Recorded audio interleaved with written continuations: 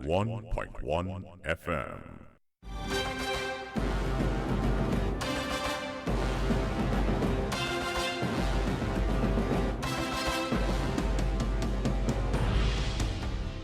This is Voice of the People.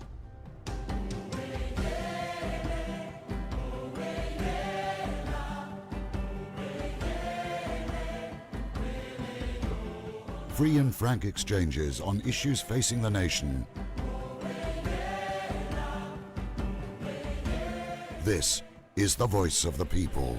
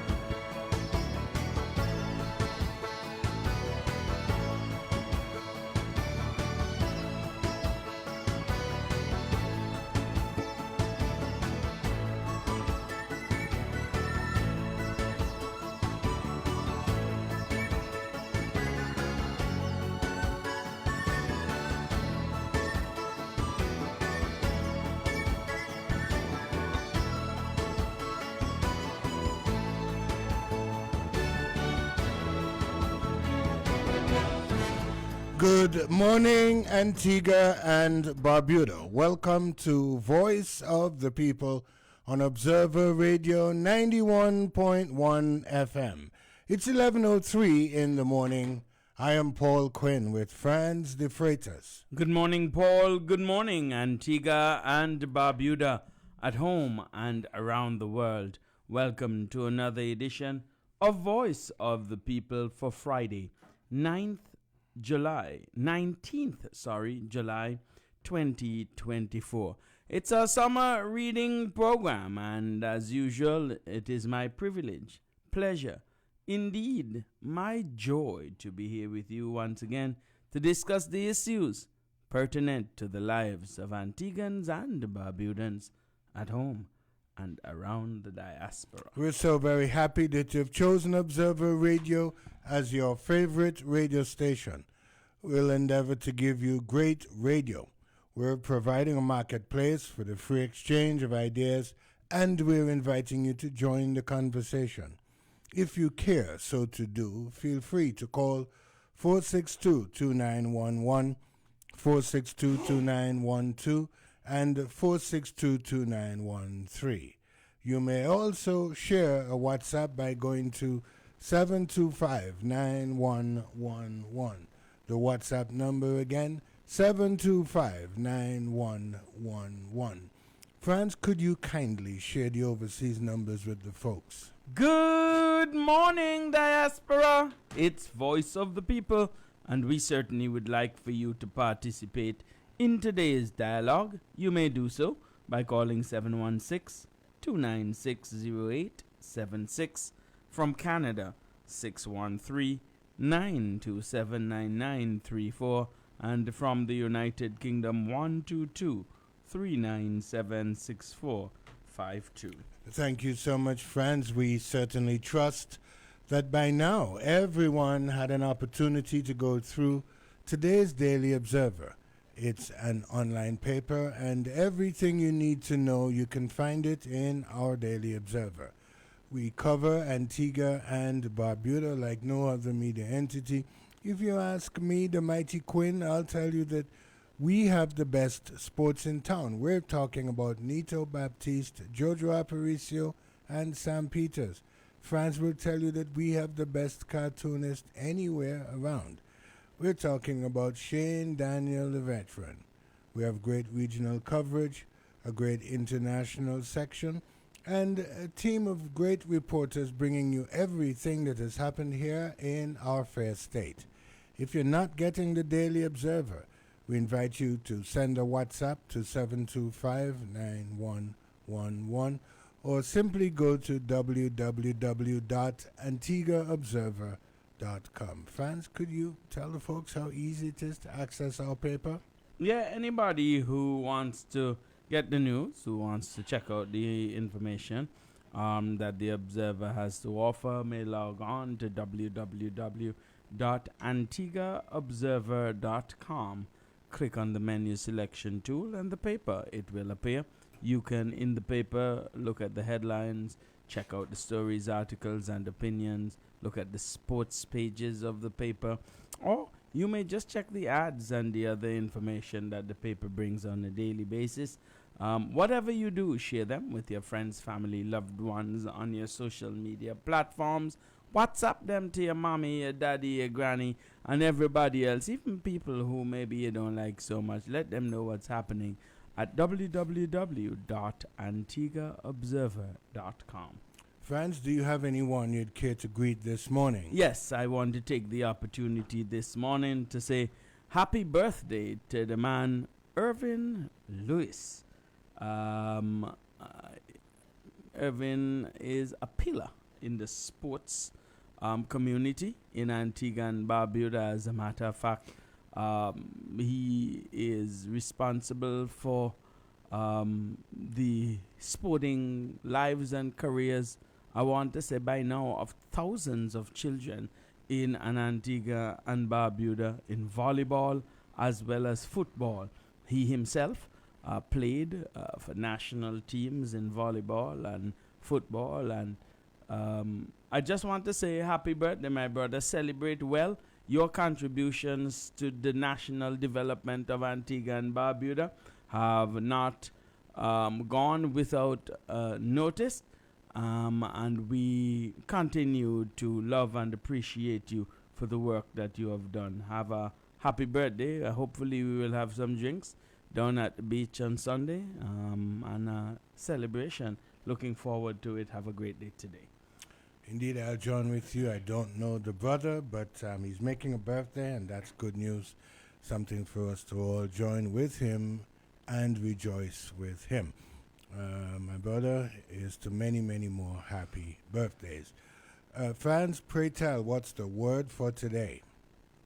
My word to study for Friday, 19th July 2024 is desperate. Desperate. D-E-S-P-R-A-T-E. Desperate. D-E-S-P-E. D-E-S-P-E-R-A-T-E. Desperate. Its origin is from the 1400s, from Latin, desperatus. It's an adjective by part of speech. Its definition, feeling or showing a hopeless sense that a situation is so bad as to be impossible to deal with. Very sad or upset because of having little or no hope. Feeling or showing despair. Reckless or dangerous because of despair. Hopelessness or urgency. In dialect, when things so bad for you that you don't know what to do, so you just chat stupidness, practice violence, and go on crazy. Used in a sentence.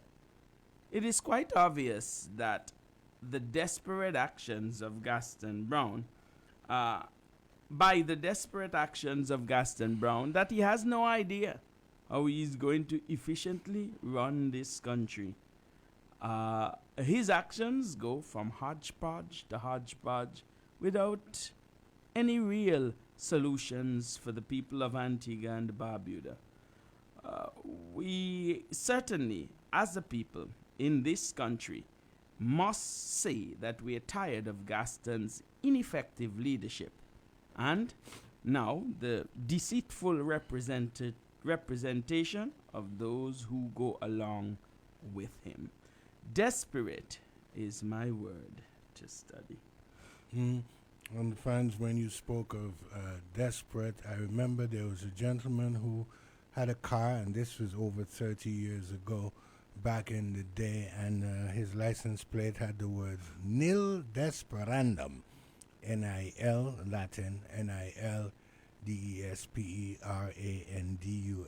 nil desperandum, and which means, of course, do not despair, never despair. And to those who are feeling a little down, those who are feeling a little hot under the collar, there's some disillusionment, there's some discouragement, disappointment, and all of that. Nil desperandum. Do not despair. Never despair, folks. There's always a brighter tomorrow, and we look forward to that. And again, it's a good word. It's a good Latin expression. Nil desperandum. For our quiet moment, and I'll take a break first, and then come back with a song for our quiet moment.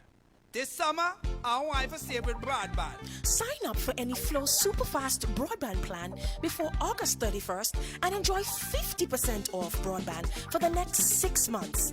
That means you only pay half price on your internet bill all the way into 2025. We summer. And no one does summer like Flow. Sign up for broadband today. Visit discoverflow.co for more info. They say when it's nice, you do it twice. Observer Day is back and better than ever.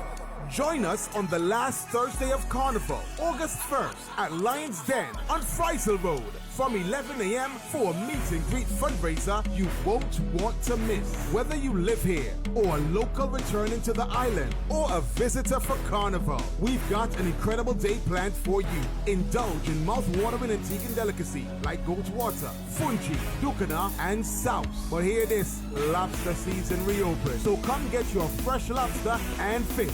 The party continues with live performances from the Cutting Edge Band and Gemini Steel Orchestra. Take part in our amazing raffle for a chance to win Inter-Caribbean airline tickets, state-of-the-art home appliances, and more. Meet your favorite hosts from Newsco, Observer Radio, The Daily Observer, and Hits FM. Your support will help us upgrade our equipment and keep bringing you the news and entertainment you love. Don't miss Observer Day, the last Thursday in Carnival, August 1st, Lions Den. For more information, call 268-462-3911. Let's study the Constitution together. Tune into Constitution Corner this and every Monday evening from 7 p.m. to 8:30 p.m. on Observer Radio 91.1 FM. Constitution Corner is a production of ABCRE, Antiguans and Barbudans for Constitutional Reform and Education. Come join us on the corner with your calls and WhatsApp messages this and every Monday evening, 7 to 8:30 p.m. Know your Constitution, own your freedom. Are you tired of just dreaming about owning your own home or securing that perfect piece of land? Well, dream no more, because at ECAB, we understand the true meaning of home ownership. Let ECAB help you open the door to home ownership with our low interest rates, reduced commitment fees, and up to 100% financing. Your journey to home ownership starts right here. Already an existing ECAB customer? We can tailor your mortgage to provide you with the cash you need to make these home improvement dreams a reality. So what are you waiting for? Call us today at 480-6186 or visit us at ecabank.com to apply for your home ownership loan today. Remember, terms and conditions apply. The Eastern Caribbean Amalgamated Bank. Our future, our bank. Hey you, it's time to get excited because Newsco Observer Limited is bringing you a raffle with prizes that will blow your mind.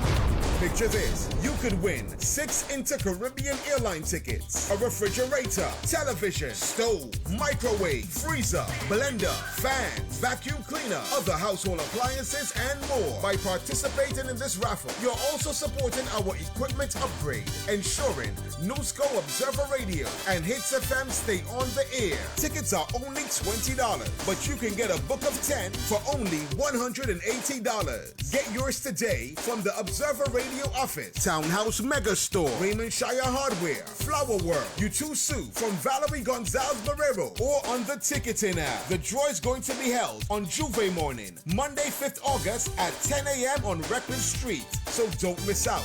Grab your tickets now and get ready to win big with Newsco Observer Limited. This is Observer Radio.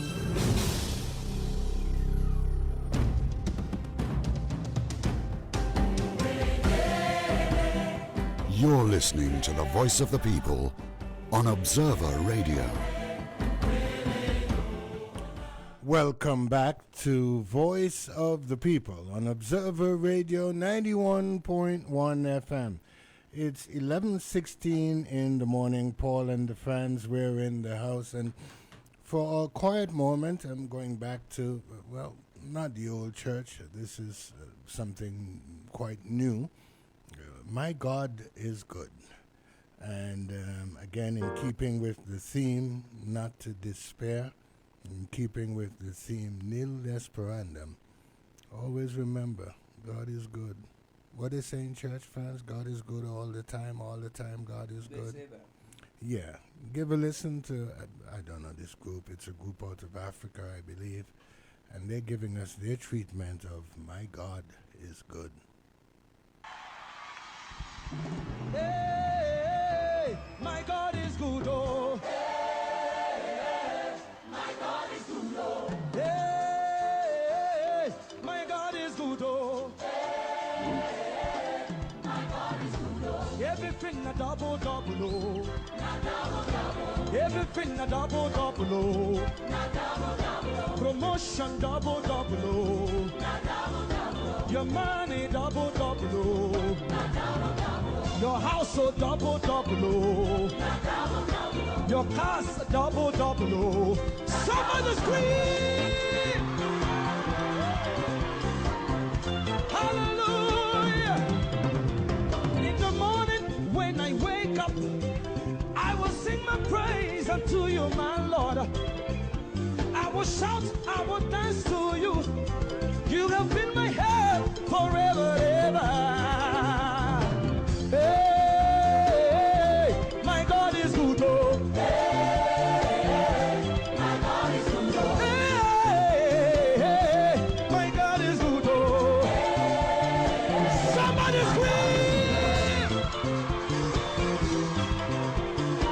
Take it as higher as you want it. Double, double, double, double, double, double, double, double, double, double, double, double, double, double.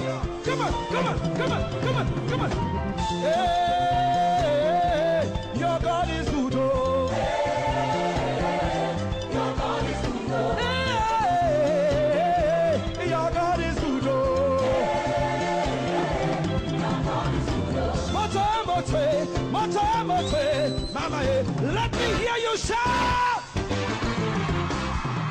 1, 2, 3, 4, 3, let's go. Are you ready? Are you ready? Are you ready? Are you ready? Let's go.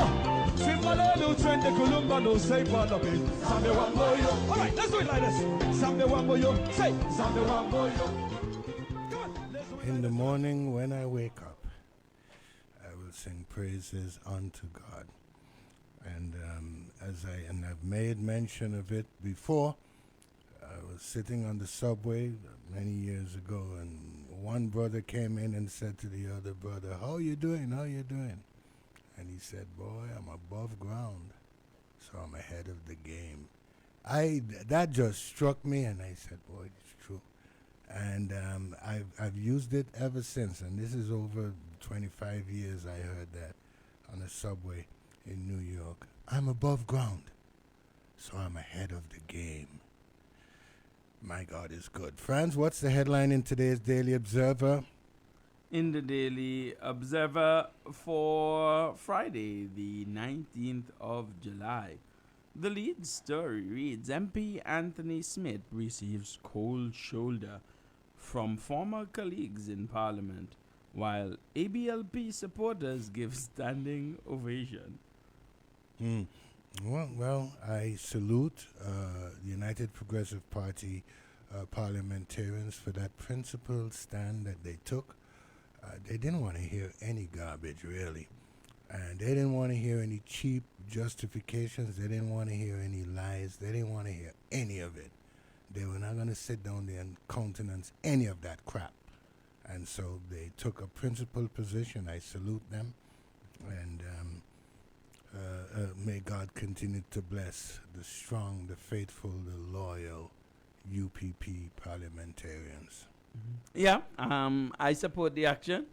The truth of the matter is that, especially now, having heard what was said in recordings in that interaction, it is quite sad. And I'm glad that the members for the United Progressive Party took the action that they took. The truth of the matter is, ABLP people will clap for anything Gaston tell them to clap for. Anything. Right? Anything. What even, are you saying, even Frank? they're walking off the cliff and he tell them to clap, they will clap and walk off the cliff. That is how, lack of critical thinking that they have as a group in over there. Anything he tells them to do, they will do. Yeah. If a dog made a leave that alone. Leave it alone. Yes. They will clap for anything. Anything they will clap for. And what you saw, is that Gaston tell all of them to come and sit down in the parliament. Now, none of them come to the parliament. Well, not none, but few of them come to the parliament on any regular basis to look at the analysis as any law or nothing. They just came to clap.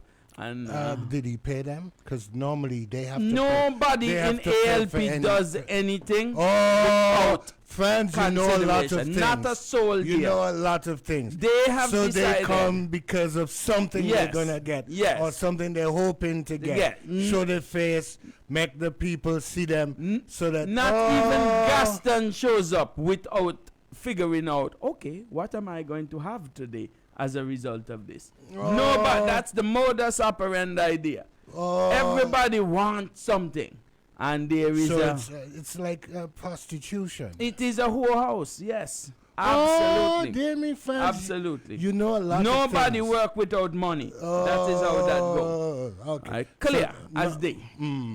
None of this is out of a sense of loyalty. None of it. None of it is out of a sense that this party is doing right. None of it. Antigua and None Barbuda. of it.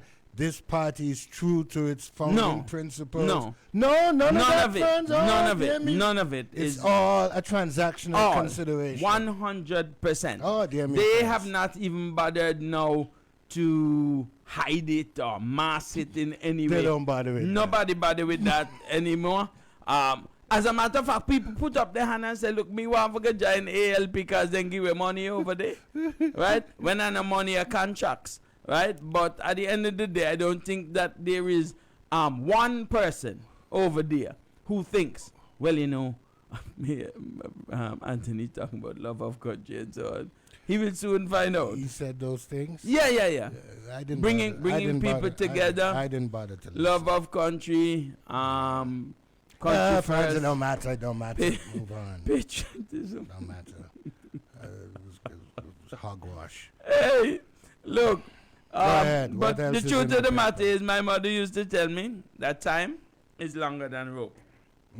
And what that will demonstrate is that in the future, we will be able to see some of the things maybe that are not as clear or what we're experiencing right now. So we're going to leave it. Again, one of the narratives that I think that people are trying to harp on or pull out is that there's this bad treatment and bad things about Anthony. Did I not just tell you it's all excuses? It's a hogwash to justify what they wanted to do. Didn't I tell you that already? But the truth of the matter is that none of that is going to stand. Nobody is saying or going to be saying any bad things. Everything that is mentioned, at least by me, hopefully others are of the same view, is as a result of the actions of Anthony. We can see what happened. This is not something that is happening when nobody know, when nobody was there, when he had a different narrative versus the narrative that he have now. It's not a secret. And in this case, it is publicly recorded, publicly broadcasted, Everything is there. And we actually were able, like when we were flying transcontinentally, to be able to cross over where you're on the plane and you're flying and you cross the line where it's night on one side and day on the other side. People can see it. And the idea that you can be so aligned one day later with a different ideology and a different philosophy is not any bad thing nobody's saying. People just pointing out the facts of the matter that Franz, are there. you're talking about airlines. Since you mentioned airlines, I just want you to know that the people that lease airplanes to a company called Airpeace. Oh, that name sounds familiar. It sounds familiar. I've heard it before. Airpeace. Airpeace, Aero, a number of... Whoa. Don't we have an Airpeace in Antigua? Oh, please, friends. What did name? They have owned, 70% of Airpeace Leah 2020. Yes, that's right. Airpeace. Wait, when you say the people... They've been blacklisted. When you say blacklisted, what that mean? They can't do no more business with that. Oh, but they have I hope the planes that they send down and here they want back their planes. No, Paul. They careful, want these careful. people. They lease planes.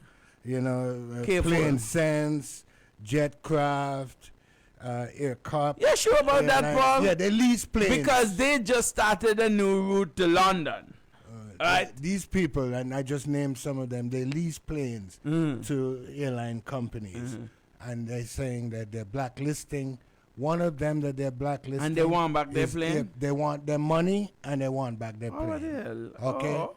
They Once and the two that they send for Leah 2020, me right. Because me done a plan for go. All the others, me done a they're plan. Not paying what they're supposed to pay. Me done a plan for go Barbuda. Pan the year Leah sub 2020. You can wait till the end of the year. Which year? You know here Friday, Saturday, I will go over there. You the want airport bet? Open. First, how come you never bet me? When I tell you these things, why you don't bet? Let me take if the break. You really believe them, let me take the break. Help us protect Antigua and Barbuda sea turtles. Come and volunteer with us. There are different ways to help, from fieldwork, beach patrols, and community outreach. Your unique skills will significantly contribute to our mission. Join Team Turtle, and together we can protect these magnificent creatures. Email us at info@abcturtles.com. This has been a message brought to you by ABC Turtle Awareness and Observer Radio. They say when it's nice, you do it twice. Observer Day is back and better than ever. Join us on the last Thursday of Carnival, August 1st at Lions Den on Friesel Road from 11 a.m. for a meet and greet fundraiser you won't want to miss. Whether you live here or a local returning to the island or a visitor for Carnival, we've got an incredible day planned for you. Indulge in mouth-watering Antiguan delicacy like goat water, fungi, dukana, and sauce. But hear this, lobster season reopens, so come get your fresh lobster and fish. The party continues with live performances from the Cutting Edge Band and Gemini Steel Orchestra. Take part in our amazing raffle for a chance to win Inter-Caribbean airline tickets, state-of-the-art home appliances, and more. Meet your favorite hosts from Newsco, Observer Radio, The Diddley Observer, and Hits FM.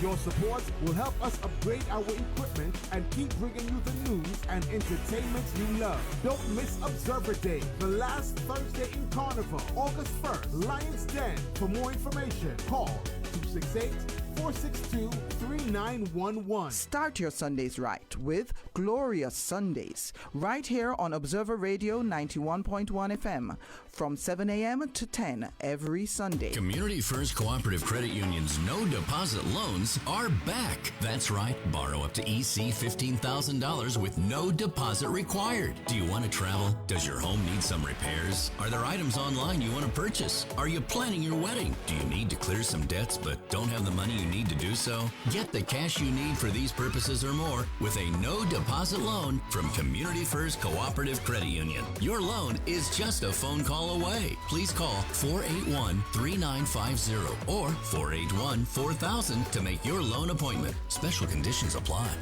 Hey you, it's time to get excited because Newsco Observer Limited is bringing you a raffle with prizes that will blow your mind.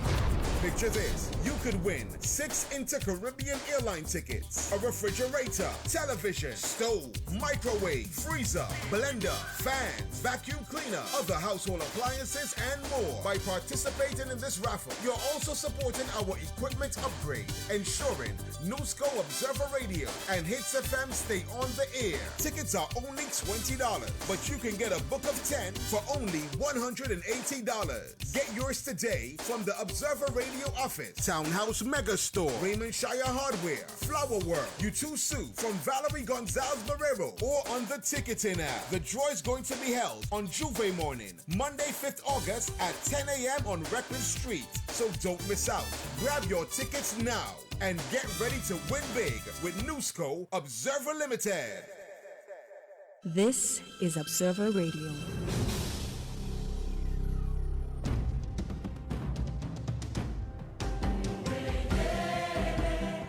You're listening to the voice of the people on Observer Radio. Welcome back to Voice of the People on Observer Radio 91.1 FM. It's 11:32 in the morning. The phone lines are open. Feel free to share your thoughts. Remember, it's no Open Line Friday today. Instead, we're having the third installment of the Summer Reading Project, the book that we're going through. It's entitled Troubling Freedom by Dr. Natasha Lightfoot. Today is the third Friday that we'll be going through that book. You don't want to miss this.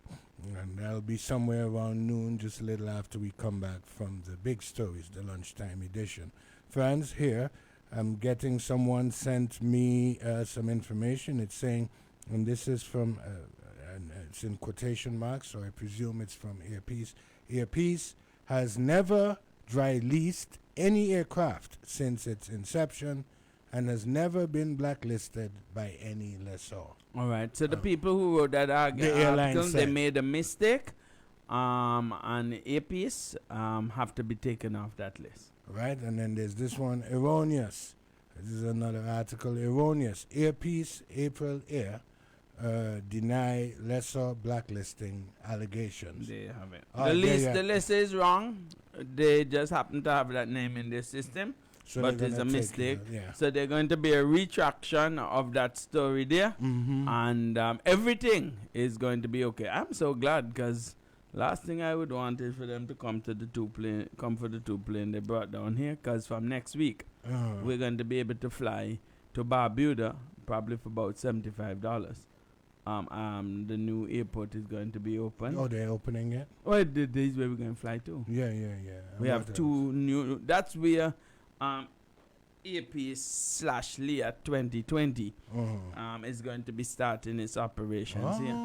I want to go to Barbuda for like $50, $75. So with the new jets, what we're going to do is fly around St. Kitts, come up by Anguilla, and then we're going to go to Barbuda on those two new jets. And do some shopping in the shopping mall. Well, the mall is not ready yet, but soon. Soon. Yeah. Maybe in about 2 weeks, you'll be able to get the mall. 2 weeks, eh? Yeah. That's the standard time. Yeah. Especially if QT is delivering the message. I mean, in 2 weeks' time. He have a high place too. He have a high place use 2 weeks. So he don't use to use a matter soon. Of weeks. No, he said a matter of weeks. He's not a 2 weeks guy. 2 weeks is QT and them. He says, I am told. Right.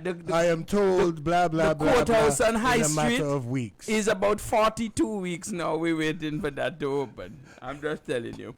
Maybe about 102 weeks. Hey, look, it's pure stupidness. But hey, soon. What about the rehabilitation of the city of St. John's? Oh, and the opening of the boys' Chinese school. That is the state of the art. 2 weeks. No, I think they said a little longer than 2 weeks. Well, now it's the end of the year. Yeah, the last thing from the good lady. Well, I pray no rain come at the end of the year. Yeah, because look at the things that set back stuff by months. Yeah. One time is somebody broke in, another time. Yeah, they stole the paint. and then rain came and washed the paint that they were painting on so off. put it back by So chewing buds. yes. And then the Yeah. these people are jokers, boy. Not even Jumpy Crab would think of these things. It's just pure nonsense. Not even Jumpy Crab would think of these things. Also today is not in the news, but I think it's newsworthy. Most of the world is shut down on the IT side from a glitch. They say originating from a Microsoft update. A fix has been made. So most airlines, I have some family that are traveling right now in Asia, and they said they have been stuck at the airport now for about 3 to 4 hours. I have some family that are going down to Jamaica or from the US, and they're saying that they also have been delayed like about 3 to 4 hours now. Banks, a number of stock exchanges across the world have been affected. Number of banks have been affected, and other businesses, in addition to the airlines sector, that has been impacted. Just so that people know that that is happening. The people at Microsoft say a fix has been issued, and therefore they're working now on bringing back up all the systems that went down. And so we should see some resolutions shortly in that regard. What else is in the Daily Observer? Yeah, in the Daily MP asked at Michael defense team to file no case submission in battery trial, it says. Right, let's just leave that one there in the interest of time. Barbuda Airport nears completion, set to welcome late 2020's first flight. Paul, here you go. Okay. Hey, I want to be on that flight. I don't have anything. I hope it costs like $25 to $50. What do you think, friends? What do you think? It costs like $500 please. to go over there. Please. No, but the best deal would be for it to be $99 to go there. Affordable. Yeah, that everybody can go. And now, because we have these 2 new jets, we actually have 5 planes. Friends, could you stop it? We have the 3 from the Caribbean Development Bank, and those are going to be, they're parked at the airport. So we already have them. We just have to pay. Well, Airpeace has to pay. No? Or the government. Who has to pay? Hey, Gaston is working it out. Convoluted BS. Gaston is working it out, and all I can tell you is that we have a air operating certificate for one of them, and we're going to be flying to Barbuda. I believe we will have something like 4 or 5 flights a day to go over there in the first instance. All right, let's move on, friends. Paul, you're not feeling because I find it tiresome. You find it the tiresome. whole year 2020. How many more days since the authorization? My sister, Dr. Jackie, every morning she's like 97 day until what today be the 97th day? Hey, look. I just find the whole thing so tiresome. It's just pure stupidness. Hey, but anyway, I look forward to flying over, and all you have to make sure is that the plane don't land on the wrong cave over by the new airport. The wrong cave hole. The wrong cave hole, because next thing you know, if you land the wrong place, the whole runway just collapse. And you and forget everybody. about the runway, the plane, and the people. And the well, that's what I passengers. say. If the runway collapse, you and the people go down in some cave down there from Barbuda, and water go does the jipping over your head. But I'll go see how we go. Anyway, from page on the 9, in the Daily Observer. Anthony Smith denied he planned to leave UPP party. Chair claims that is on page 9. Yeah. Read all about it, and everybody can wonder and scratch their heads at how somebody can say something to someone to their faces, and less than 24 hours later do a total about face. Hey, the truth of the matter, what the man mean to say? Oh. What mean to say? Hey, look. Friends, if you know you're planning where's no show up? Exactly. No show you up. stay away from the convention. No show up. From the General Council meeting. from the small business. But Stay people away. would start to say, then if you not come, Stay away. maybe something Just stay on. away. Because the truth is, Just stay away. the truth is, me get one Don't word. show up and shake hands and laugh and smile at the people. Where I say that And then- deceitful. Yeah. Me get one word about this maybe about 8 days, 9 days prior to the occurrence. Me call around and ask some people what happened. And I mean, nobody Fans, could while have we think. were writing the story, the night for Monday, we called Serpent. Because he and Serpent tight. Yeah, they're they're close. tight, they're tight. Serpent, what going on? Serpent said, no, he's still in the fold. He not going nowhere. Because that's what he tell you within hours. Yeah, me Serpent. call it today. And so our headline the morning was that He wrong, cause you reflect the information that That you we have. got, Yeah. yeah. Listen, Yeah. the truth of the matter is, me so glad that over by ALP he gone. well, the good dame did say something along those lines as well too. If somebody can do that, maybe they're better off. The where right they are place for now. them, I buy Gaston. Yeah, The right place for them, I buy Gaston. So, that's fine. You can move on with that. And, you know, them they must think, come hear some story. I may talk to different people, even people who support ALP. And a lot of people not expect you for say nothing, for talk about this. You must just hush them out and make this go away after this catastrophic situation that Anthony decided. In his speech, he said he knew full well what he was doing. He planned to do it. That is how we feel. So people shouldn't be vexed. People shouldn't be mad. People shouldn't be sorry. Because what I mean for doing. This is our mistake. This is something that seemed to be in the planning for a long, long time, predating the convention. And so even as he put up his name to be chairman, he clearly there was conversation before. Oh Lord, there help was us. conversation before, but again, it seemed to be well thought out a long time in advance, and I think that is where I have the problem. That while we are sitting down, chatting up, having a wonderful relationship, that you done a plan for go another direction. Sparrow sang a song, and there's a line in it which says, "Check the horns. There's a traitor on board." 11:43 in the morning. We thank you so much for having spent the past 40 plus minutes with us. We now invite you to stay tuned for the big stories, and then, of course, more Voice of the People. Up next, the 11:45 a.m. edition of the Big Stories on Observer Radio, News Talk 911. It has been brought to our attention that there has been a misunderstanding with our billboard advertising our lumberyard that reads, "It's not good wood if it's not our wood." Beatrice? Sorry! Let's just continue. It was just to let the public know that we have a lumberyard that you could enter from around the back. Okay, wait. Can we find a better way to say this, please? It's not good wood if it's not our wood. North Coast Hardware, Blue Waters Main Road.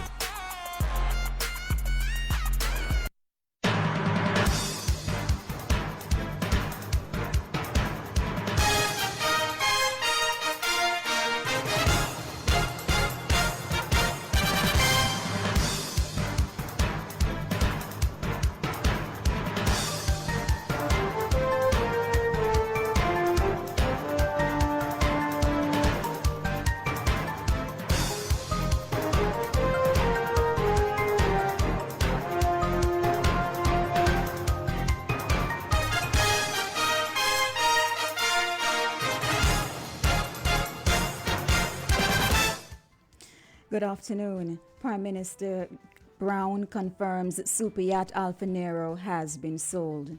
7 females to vie for Calypso Monarch crown.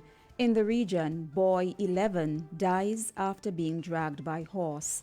And internationally, planes grounded as worldwide IT outage hits airlines and banks.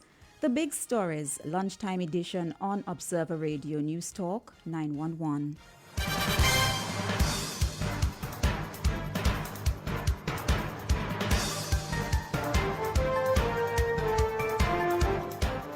Good morning, I am Tana Weston. The government has confirmed that the super yacht Alfa Nero has been sold for $40 million and that the details of the sale will be made public shortly.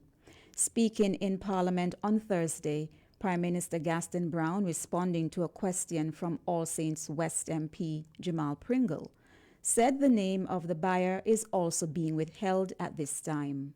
Brown says that the buyer came through an international brokerage firm, which is a traded company in the United States. He says the firm received a commission of 4.5% of the sales proceeds. Speaker, I hereby confirm that a deposit was made on the Alfa Nero and that we're now awaiting the final proceeds, after which we will issue a public statement confirming the amounts paid, the name of the buyer, and how the proceeds will be distributed. We were able to negotiate with the law firm that covered the bill of sale and other negotiations covering the sale of the Alfa Nero, down from the 1% that is normally charged, down to a couple $100,000, and this notion that we have paid millions of dollars in legal fees and commissions to local agents, that is totally untrue. PM Brown says the new buyer has been given indemnity from any future liability based on past experiences in which legal challenges were mounted by persons who claim to have an interest in the vessel. Unlike the first occasion in which a public auction was held in order to sell the yacht, the Prime Minister says this time around it was done by private treaty. I'm not aware that the Alfa Nero is under any warrant of arrest. Potentially that would have been one of the events or potentialities that we have had to contend with, but as I said, we are now seeking to complete the sale and we have indemnified the buyer. We have undertaken to settle all of the legitimate debts associated with the Alfa Nero. Mr. Speaker, the sale was done by private treaty, negotiated by the port manager who had the responsibility to sell the vessel on behalf of the government of Antigua and Barbuda. Mr. Speaker, as you're aware, we sought to sell the Alfa Nero by public auction, and the initial individual who won the bid backed out of the sale. Then the second individual also subsequently backed out, and what would have happened since is that they would have reduced their offer down to about $30 million, and that was generally the amount, or the amount for that matter, that was offered by prospective buyers. The deal is significantly less than what former Google CEO and software engineer Eric Schmidt was willing to pay. At auction, Schmidt submitted a winning bid of US $67.6 million. While it was costing the people of Antigua and Barbuda US $28,000 a week for the boat to remain moored in Falmouth Harbor, Prime Minister Brown says the monies from the sale would be able to cover all the expenses which have been incurred thus far. The boat was seized by the government in April 2023, meaning taxpayers have forked out almost $1.7 million on maintenance to date. We found ourselves in a fortunate situation in which another buyer emerged and offered us significantly more than the $30 million. And in light of the various risks associated, including the risk of hurricane damages, we decided to seize the opportunity to sell the boat for the best offer. And as I said before, it is the port manager who presided over the sale, and I can assure the people of Antigua and Barbuda that the best offer to date has been accepted, and you'd recognize the risk of keeping that boat for an extended period, not only in terms of the issues in terms of storms, but also the depreciation of that vessel. That vessel was depreciating rapidly, and it made no sense for the government to continue to maintain that vessel at enormous cost. The good thing about it is that the monies are sufficient to recover all of the expenses that the government would have incurred during the last 18 months. So we would have done the prudent thing to dispense of that vessel for the highest amount that was made available, or highest offer that was made available to the government and people of Antigua and Barbuda. Prime Minister Gaston Brown. The super yacht, which was allegedly owned by a Russian oligarch, was sold on June 16 last year. It had been left docked in Falmouth Harbor since February 2022 after the United States imposed sanctions on various Russians due to Russia's invasion of Ukraine. Last year, the Gaston Brown administration amended the Port Authority Act, giving it the power to acquire the vessel and assume all the liabilities which came with its ownership. 7 female Calypsonians have made it through to compete in the Calypso Monarch competition set for Friday, August 2 at Carnival City. Following the highly anticipated semi-finals held Thursday night at the ARG, Queen Singing Althea, Queen Thalia, Lady Melody, Kimmy, G-Eve, Queen Sammy C, and Queen GB all impressed the judges to advance to the finals. Joining them are Diark, King Fire, Lyrics Man, Stumpy, Black Maddie, and King Zakari, who will seek to dethrone the reigning monarch, Young Destroyer. It was the opinion of a number of people that the females outshone their male counterparts with top-notch performances. 19 semi-finalists in all performed during the high-stake eliminations, which was filled with energy and gripping performances. The outstanding performances by all the contenders is a clear demonstration, according to many, that the stage has been set for an exhilarating competition. This year's winner of the Calypso Monarch competition will receive $20,000 as the main prize. The first runner-up, $14,000, while the second runner-up will walk away with $10,000. All unplaced Calypsonians will take home $5,000. The Traffic Department's heightened vigilance on the country's roadways to improve road safety and reduce the amount of traffic accidents is continuing to yield fruit, as several drivers have been penalized for dangerous driving and other traffic infractions. We get more in this Kinesia Francis report.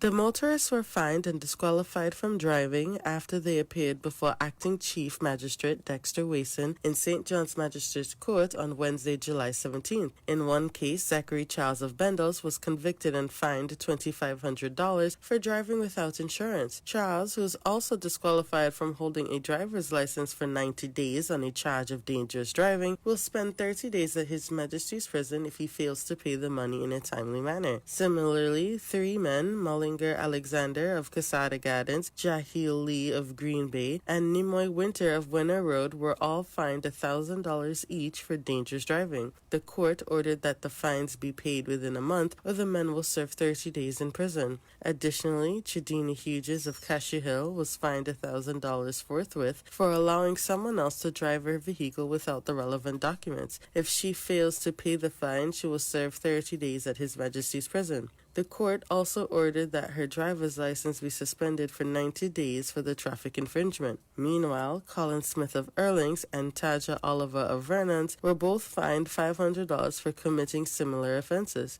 They are to pay the fines within 7 days. Oliver also had his driver's license suspended for 14 days. The police continue to appeal to motorists to drive within the speed limits and to observe all traffic signs. It was just on Monday, July 15th, that the Traffic Department issued 105 fines to seatbelt violators. This has been Kinesia Francis with Observer Radio News Talk 911. Thank you, Kinesia. Political leader of the United Progressive Party, Jamal Pringle, has for the first time spoken publicly on the departure of All Saints West MP Anthony Smith Jr. from the opposition party. Pringle, speaking on Observer AM, says at first he denied the rumors when contacted about their veracity. Someone called me and I told them it was fake news. And the reason for that, we heard rumors, we would have confronted the brother. And he said he agreed that there were offers and he's not taking these offers. And I had no other reason to believe that he would accept an offer of such, being that we are at a good place. We spoke basically nearly every other day. It was a situation for me, it was surprising because especially when I saw the letter, I know persons were calling me. And I've said to them, no, that is not so, because when I haven't been furnished with a resignation letter. So I called the general secretary. She wasn't furnished with a resignation letter. I think it was about 8:45 p.m. that she received a resignation letter from MP Smith. That was political leader of the United Progressive Party, Jamal Pringle. Stay tuned for regional and international news. You're listening to the 11:45 a.m. edition of The Big Stories on Observer Radio, News Talk 911. It has been brought to our attention that there has been a misunderstanding with our billboard advertising our lumberyard that reads, "It's not good wood if it's not our wood." Beatrice. Sorry. Let's just continue. It was just to let the public know that we have a lumberyard that you could enter from around the back. Okay, wait. Can we find a better way to say this, please? It's not good wood if it's not our wood. North Coast Hardware, Blue Waters Main Road.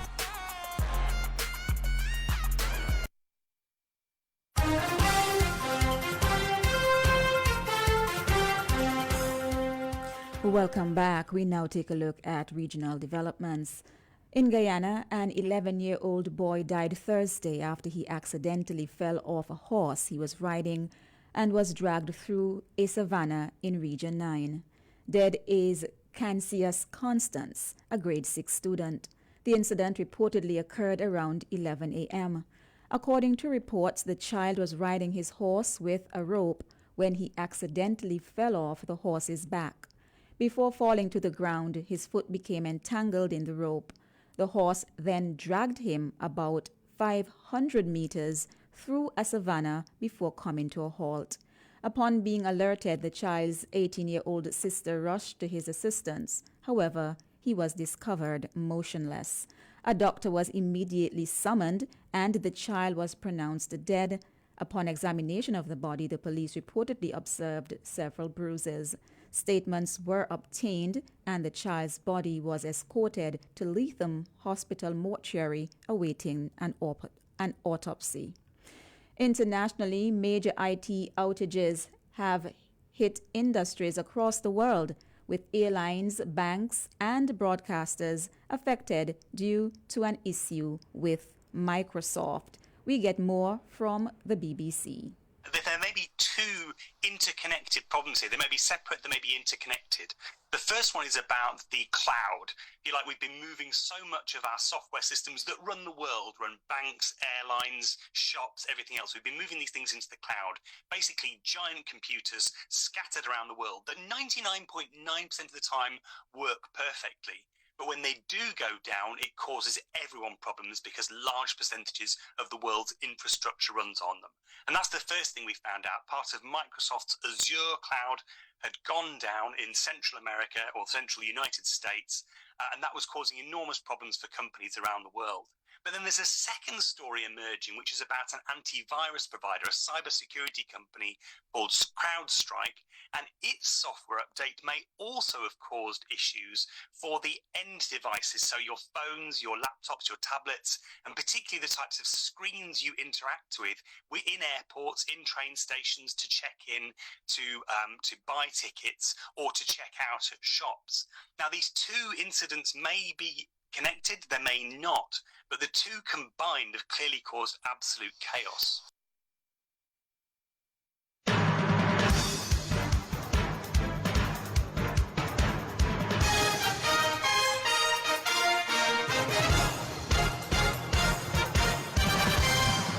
Prime Minister Brown confirms super yacht Alfa Nero has been sold. 7 females to vie for Calypso Monarch crown. In the region, boy 11 dies after being dragged by horse. And internationally, planes grounded as worldwide IT outage hits airlines and banks. The big stories, lunchtime edition on Observer Radio News Talk 911. I am Tana Weston.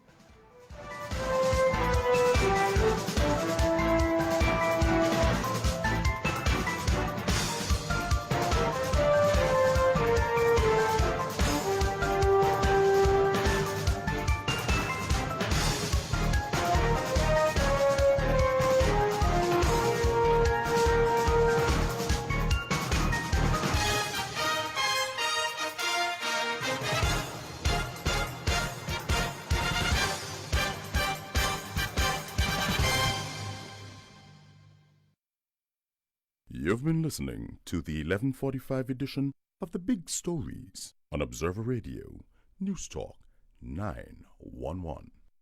Follow the news online at AntiguaObserver.com. It has been brought to our attention that there has been a misunderstanding with our billboard advertising our lumberyard that reads, "It's not good wood if it's not our wood."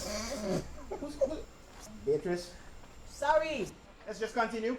It was just to let the public know that we have a lumberyard that you could enter from around the back.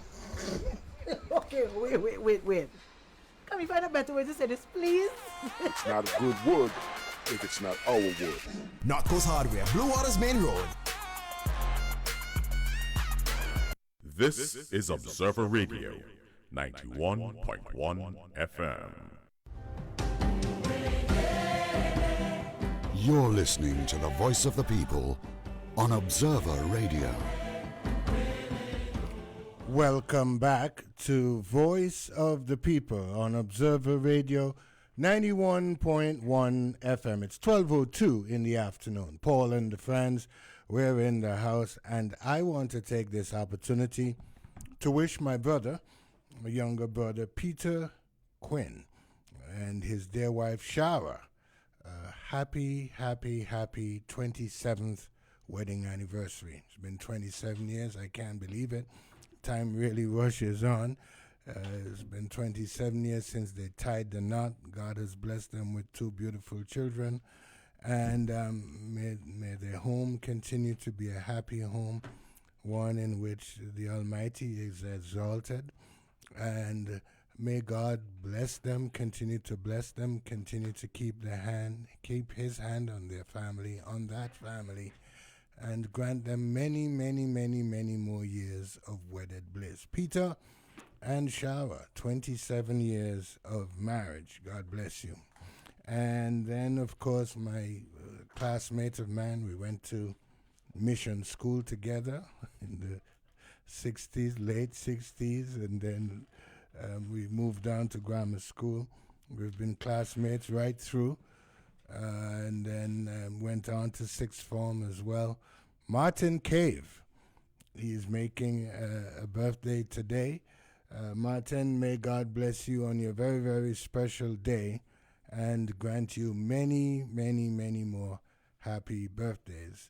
And Martin, up until last year, I think, or early this year, he was taking care of his father, who died at 99. So he has the genes, Martin. He has the longevity genes in him, and we know that. And he's a strong Christian man, by the way, a man of faith, a very, very solid Christian man. And may God continue to bless him. I admire him greatly. Continue to bless Martin Cave and grant him many more happy birthdays. Today's his special day. And then we have a gentleman who has fallen on hard times. If you fix boats and you know someone who does, and you know something about boat engines as well, please pay attention. We have a gentleman who has come to approached some of us because he has fallen on hard times. He has been a fisherman for many years, and he has been the first to help others out when they need it. And he has helped a number of organizations out with fish and that sort of thing. He's a fisherman. His boat has been out of action since December, leaving him with no income and no means to provide for his children. He has 4 children. The youngest is just 2 months old. So you can see the desperation here. His boat engine needs servicing. It's a 19-foot Daytona Boston Whaler, and the engine is a 25 Yamaha Endure. If you can help this brother out by servicing his engine or by giving him the funds to buy a new engine so that he can return to work and continue providing for his family, please call us at 462-3911. 462-3911. This is a matter of urgency. If you can help in any way, please do. We never know when we ourselves will need some assistance, will need some help. So here's a fallen brother. Let's help him out. Please call 462-3911. You can send a WhatsApp and give us the information if you're interested in helping the brother. Franz, what do you have for the people? I want to let everybody know it's a black thing, and the Liberta Sports Club, they present this for Juve. You should go out there and sign up now. Packages include the bag, the bottle, the t-shirt, the unlimited drinks and snacks. It's $180, so almost nothing. You can call 721-3154 or 732-9340 and support Liberta Sports Club. And food is ready up by Global Gardens. Go up there now and get something to eat. The best place that you can go for food, and today in the water day, Kong's water, bullfoot soup, goat water, seasoned rice, chicken pasta, shrimp pasta, roti, all sorts of things, ribs, and you know today that they had the fungi and lingfish, the chop up, fried dumpling, and all sorts of things. Call Global Gardens 736-7630. That's 736-7630. And they will sort you out. And if you're getting married on a budget, or only one place for go, visit Fairy Tale Weddings at 7th Heaven today. In store, wedding gowns as low as $395. Men and boys, slim fit suits, wedding accessories, veils, gloves, headpieces, bouquets, and much more. Hey, don't be disappointed on your special days. Only one place to go is Fairy Tale Weddings at 7th Heaven. You can visit them 562-2807. Parking is available over there. Fans, go ahead. Before you go, let me just share 2 bits of important information. Yes, we all know it's that time. You know, the Juve Jam, fans. Yes, it's Julie's Juve Jam for the most secure, fun-filled Juve you will ever experience. You got to be at Julie's Juve Jam. And we had Joe Martin here, and he has provided some nice tidbits about what they're going to have, all the exciting things they're going to have on tap for those of us who choose to go to Julie's Juve Jam. We're going to jump up in our blankety blank, right, friends? We're going to jump up in our clothes and shoes. No, some people can take off their shoes. Yeah. You remember the Burning Flames song? They were jumping up in their raw souls. Oh. RAWSOLES. Wow.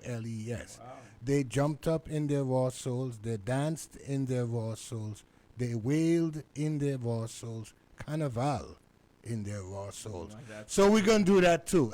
Look, fans, I can take my shoes off. Because I want the full Juve experience. I can take my shoes off. That is a day that you're off from work? Yeah, it's Juve. It's Juve. Well, all right. What we're going to do is see what happens when you come in the next day. What, you don't think I can jump up in my raw Paul, soul? I don't even think you can walk in your yard in your raw soul. I'm just telling you. So much you don't know. I'm just telling you. Sometimes when I'm in my garden, friends, you just take off your shoes? Take off my shoes. I want to feel the earth. All right, Mother Nature on my shoes, between my fingers and my toes. So just so you know. Anyway, Baron, Sugar Aloe, Short Shirt, CP, Menace, Cutting Edge, Climax Band, and a whole lot more. They're going to be there. They're going to have the Iron Band. Good Iron Band. It's the Point and Villa Iron Band. Makush and them. They are the best Iron Band in Antigua. I know people going to say, oh, it's a Police Iron Band, it's Erlin's Iron Band, it's All Saints Iron Band. Well, I am biased. I love Makush and the Point and Villa Iron Band. I used to jump up with them when I was a boy. Yeah, I used to jump up with them. Food and drinks will be on sale in our Vintage Village, friends, eh? Yeah. Yeah. Folks, you can't afford to miss Julie's Juve Jam. Fans, what do you have for the people? What? Hey, this one says, hey, good morning. I think Mr. Green needs to watch his back. Who is Mr. Green now you're talking about? Let me see. Hey, because the PM is trying to push him down the ladder because he thinks Mr. Green wants to be leader of the party. I think everybody knows that. So bringing Mr. Smith in might not be a good thing for Mr. Green. Who recruited? Is this a Gaston recruit? Because you know how it goes over there now. Is that there are two factions. Yeah. Yes. People that Chet wants and people that Gaston want. Okay, it's a divide. And so what I am asking the people is if Anthony is a Gaston recruit separate. I got the opinion that Chet also endorsed this action. As a matter of fact, Chet willingly gave up his portfolio. But now that this person sent this WhatsApp, it may very well be Gaston stripping Chet of much of his portfolios without doing a cabinet reshuffle and positioning Anthony to diminish Chet. But I don't see why Chet would. They're going to have like a voting to see. Oh, but there's no voting. They don't do that? No. But let's suppose, and am I being facetious? You be the judge. You be the judge. They decide they're going to have a vote. And he of a higher place go to the good gentleman and say, can I count on your vote? And he's looking right in the eye and he said, yes, you had my vote. And then the next day he go and he vote for the other guy. What you say the other guy name? That's Chet. He go and vote. Hey, this guy, you can't take nothing this fella say. Oh, dear me. That's funny, I think. That is very, very funny. That's funny. Yeah. They can't take nothing to all he say. Hey, you gonna come down in the foxhole with me? But you dare not turn your back on him, my brother. Hey, look, let's take the break and we're gonna come back to Voice of the People. Antigua, get ready for Good Morning, the Inclusive. Good Morning, the Inclusive. All roads lead to the CWI Cricket Ground on July 28th from 4 a.m. to 12 noon. Live performances by Alison Hines, Edwin Yearwood, Tayan Winter, Claudette Peters, Mr. Benji, Super Mario, 3-Cylinder Band, and other surprise performances. Premium drinks and scrumptious eats to include live omelet station, authentic Jamaican jerk, the Good Morning Cafe, and authentic Trini Double. Admission $375 until June 30th, $450 from July 1st. Tickets are limited, and there's absolutely no gate sales. Get your tickets now on the ticketing app. The Lara, Harnimoto, Spencer Supermarket, The District, KM Morgan Men's Collection, Modern Chick Women's Collection, Group Therapy Grill and Ting, Roti King, M&M Service Station, Sips and Tips, iNet Outlet, Tipsy Toad Cafe, MM Electronics. Book that date, July 28th at the CWI Cricket Ground. Good Morning 8 will be great. So what we gonna do? Ready, cash again! Experience the party! Experience the vibes! Experience the road! This carnival season, get the full experience with Ready Cash and pay nothing for 60 days. Take a loan of 3,000 and more for Carnival 2024 and make your first payment after Carnival. Plus, you get to enter and win your loan back. All you need is your ID, proof of address, job letter, payslip, and 2 references. Visit the nearest Courts or Ready Cash location today. Experience Carnival 2024 with Courts Ready Cash. Ready when you are. Ready, cash again! Observer Radio's Voice of the People gives you, the people, an opportunity to sound off on the hot button issues that affect our nation. Questions, answers, discussions, and more every Monday through Friday from 11 a.m. to 2 p.m. on Observer Radio 91.1 FM.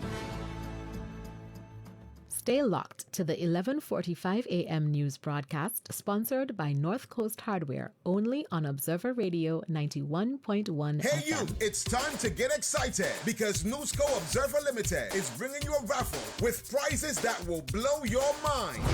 Picture this. You could win 6 Inter-Caribbean airline tickets, a refrigerator, television, stove, microwave, freezer, blender, fans, vacuum cleaner, other household appliances, and more. By participating in this raffle, you're also supporting our equipment upgrade, ensuring Newsco Observer Radio and Hits FM stay on the air. Tickets are only $20, but you can get a book of 10 for only $180. Get yours today from the Observer Radio office, Townhouse Mega Store, Raymond Shire Hardware, Flower World, U2 from Valerie Gonzalez Barrero, or on the ticketing app. The draw is going to be held on Juve morning, Monday 5th August at 10 a.m. on Record Street. So don't miss out. Grab your tickets now and get ready to win big with Newsco Observer Limited. This is Observer Radio.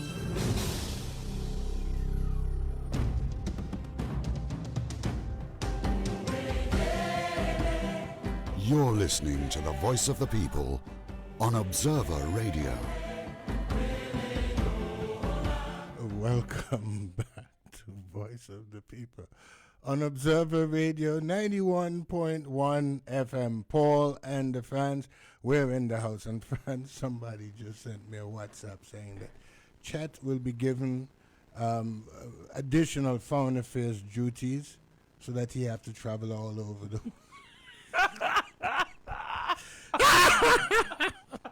so that he have to travel all over the world and can't keep in touch with his Papa Bird did that one time Papa Bird. He sent out the people. He sent them away. Yeah. He sent them to Washington and all over the place and say, you be the ambassador over there. So that he can do it. He didn't want nobody to threaten him. Or to, gainsay him and that sort of. So he said, look, you want to be Mr. Bright Guy? Go over to Washington, D.C. Be there. Hey, look, let me get our program started for today. Before we go, friends, I have to let everybody know they need to run quick up to Jews. This Friday, today, let me say today, because I think it gives it more gravitas. Hey, careful. Some people might say talking dialect. Just careful. Oh, they did say that. Yeah, you should just talk English. They don't get in no trouble. All right. Fans, you know what? You know a lot of things. You're right.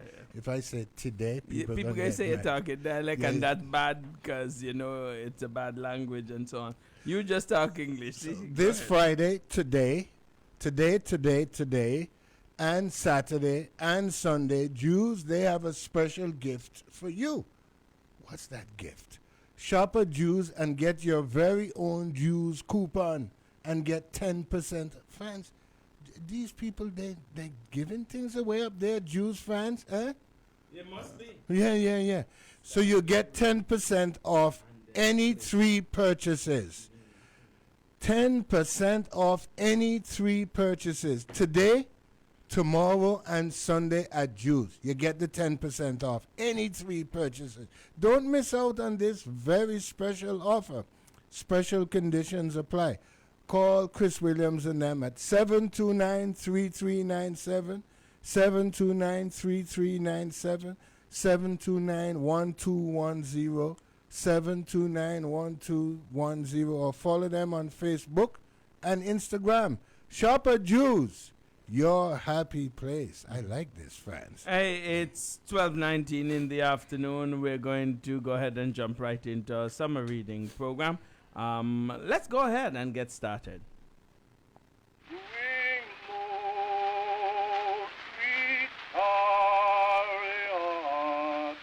Coming forth and carrying me home. The increased attendance and attention at the public means of grace are very gratifying, nor is it less pleasing to observe the earnest desire on the part of many who have been excluded to return to the fold and to be restored to their former privileges. I was visited lately by a young woman who had been excluded about 2 years ago for immorality. She then told me that her heart was too full to speak about her case now, but Ever since my exclusion, she said, I have felt as if I had no friend. I have enjoyed neither health of body nor peace of mind. And my daily and nightly prayer is that my sins may be forgiven and that I may be taken back to my church. Brother C.B. Ellis of Grace Hill Moravian Church, 1852.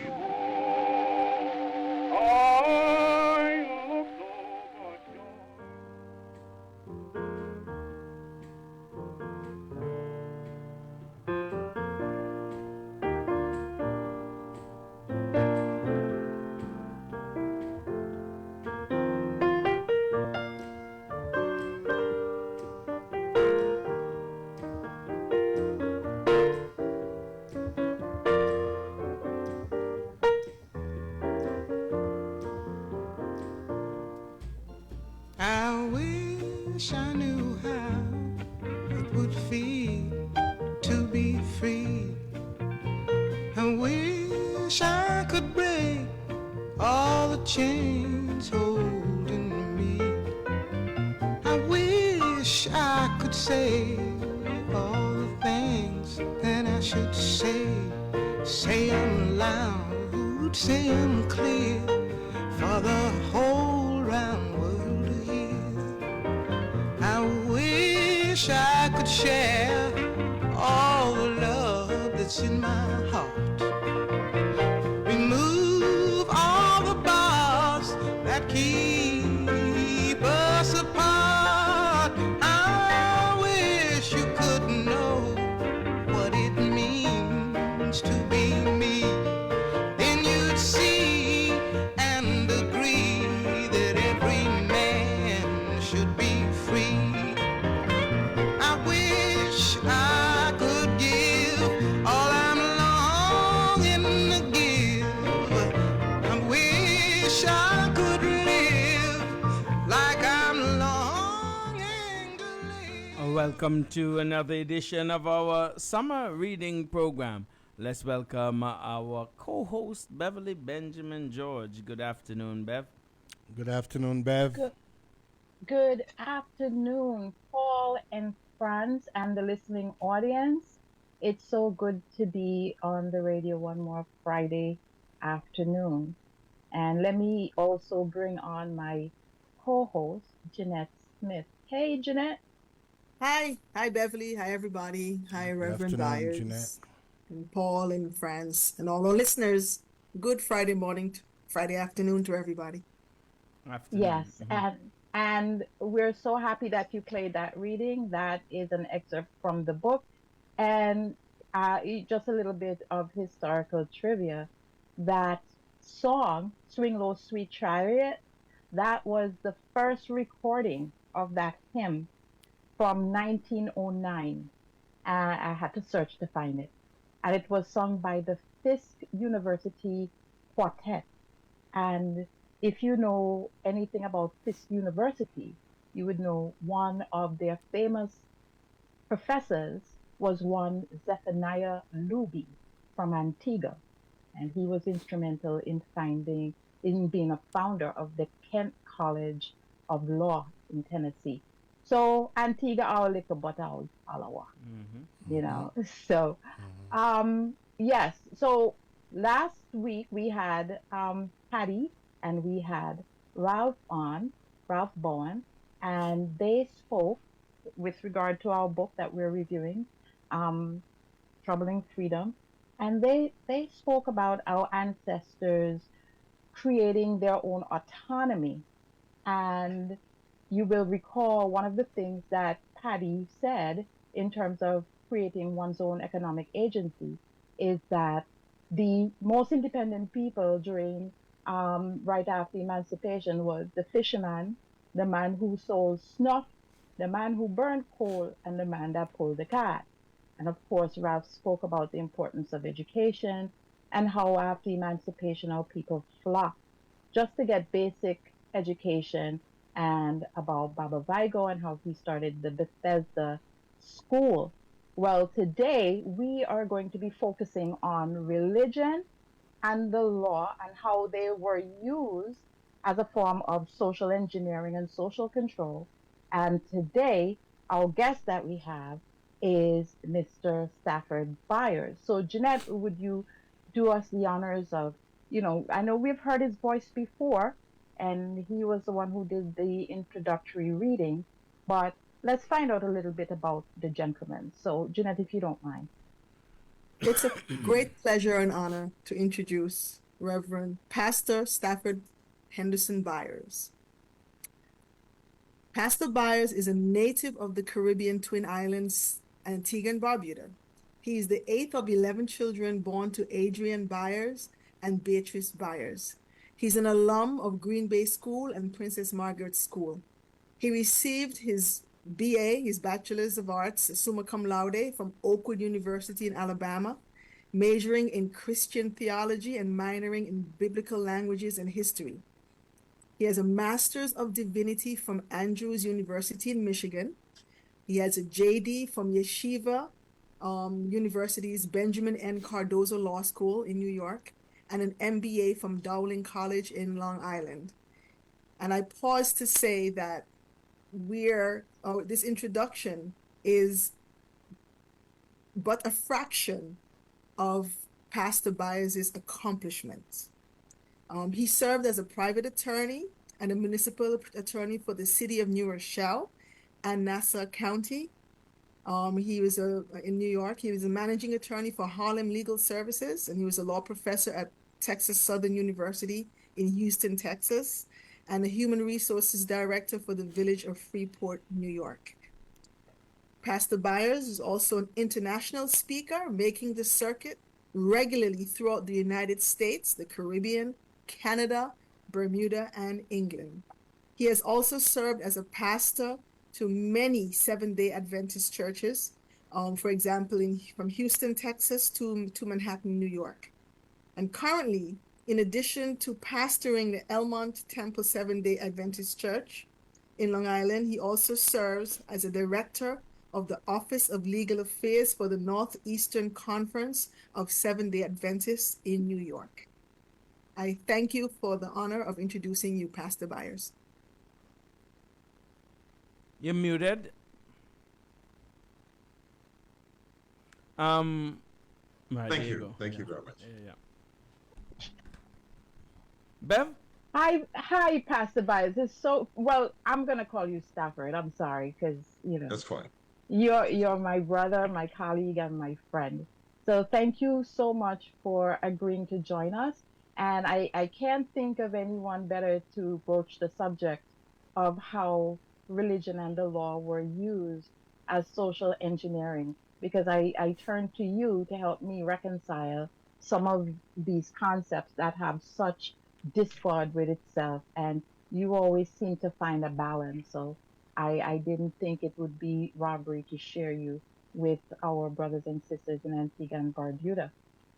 As you know, in terms of the role of the church, the book makes a connection between the practice of Christianity and social surveillance and Black women's bodies in distress, right?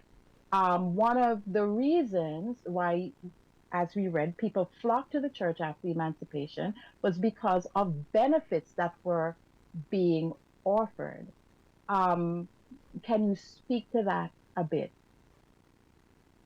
Thank you, Bev, and thanks to the co-host also for her words of commendation. I think we need to look at some basics for religion. Religion is usually focused on poor group of beliefs. Religion also had within its purview adherence. Religion also does proselytization or evangelism. Now, one could look at these rules, these codes, and construe them either as control or conformity.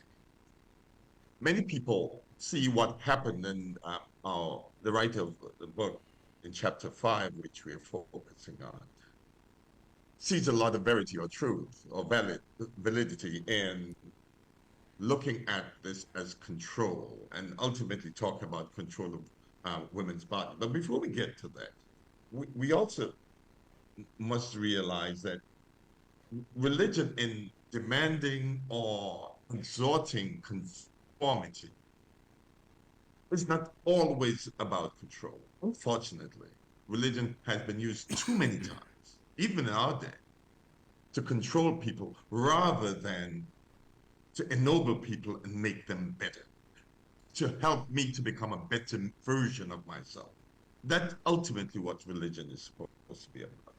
And so we have here that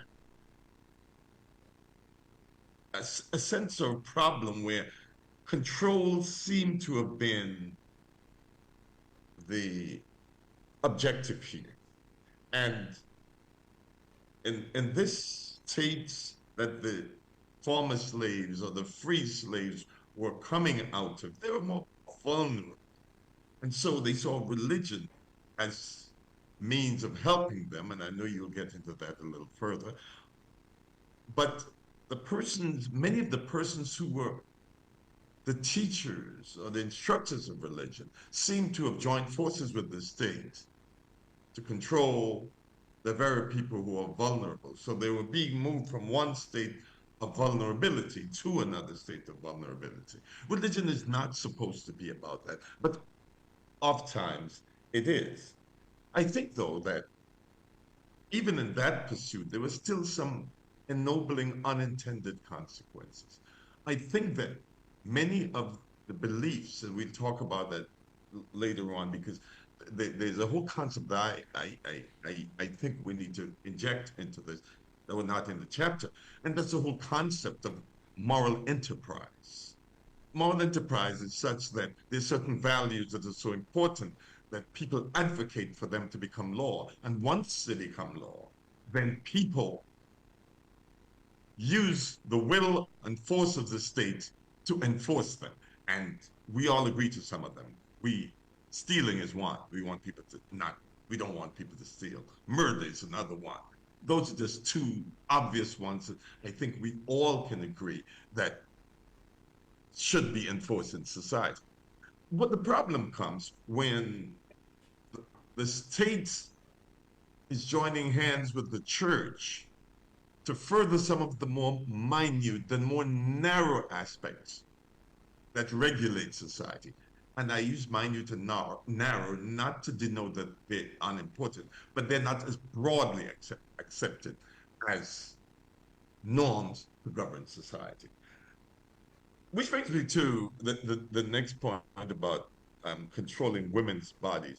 I think the writer of this chapter, tremendous research and presentation, but I think it went to a point where she was seeing a lot of these things through the prism or the lens of a 20th century and the 21st century mind. I think we need to remember the times when these things were going on. The things that were done were wrong, but I don't think the problem here or the issue was trying to control a woman's body. Why? In many of the instances cited by this chapter 5, which involve two women and a man is a faithful one. And even at times when the other woman was knowledgeable that the man was married, it was the man who was punished, and not the co-conspirator, the co-defendant woman. So it's not always about controlling women's bodies. Now I know it is current society's greatest quest, it seems, to tell a woman what to do with her body. And although I certainly don't agree with certain things that people may do, I think the woman should be best positioned to do it. And we should talk to people and encourage people, exhort them to do certain things, but ultimately lead them to make their own decisions. But the states here seem to have used the church as a means of controlling. And the church in many instances, seem to have been willing participants in advancing the interests of the state, and we'll get into that, labor and the plantation and so on, rather than helping people to become better versions of themselves. And that better versions of ourselves is what I think religion ultimately is supposed to be about. I find it interesting when you mention moral enterprise, wanting to do the right thing, and I juxtapose that with what the author and most historians define as a moral economy, because one of the things that was happening at that time is when people are now found themselves free, a lot of them had no income, no way to live. So in order to live, you had to pinch here, snatch here, steal there, and that's referred to as a moral economy, what the old people would call cut and contrive, right? And sometimes you're forced into those situations. So again, one has to step back and see what one had to do to survive.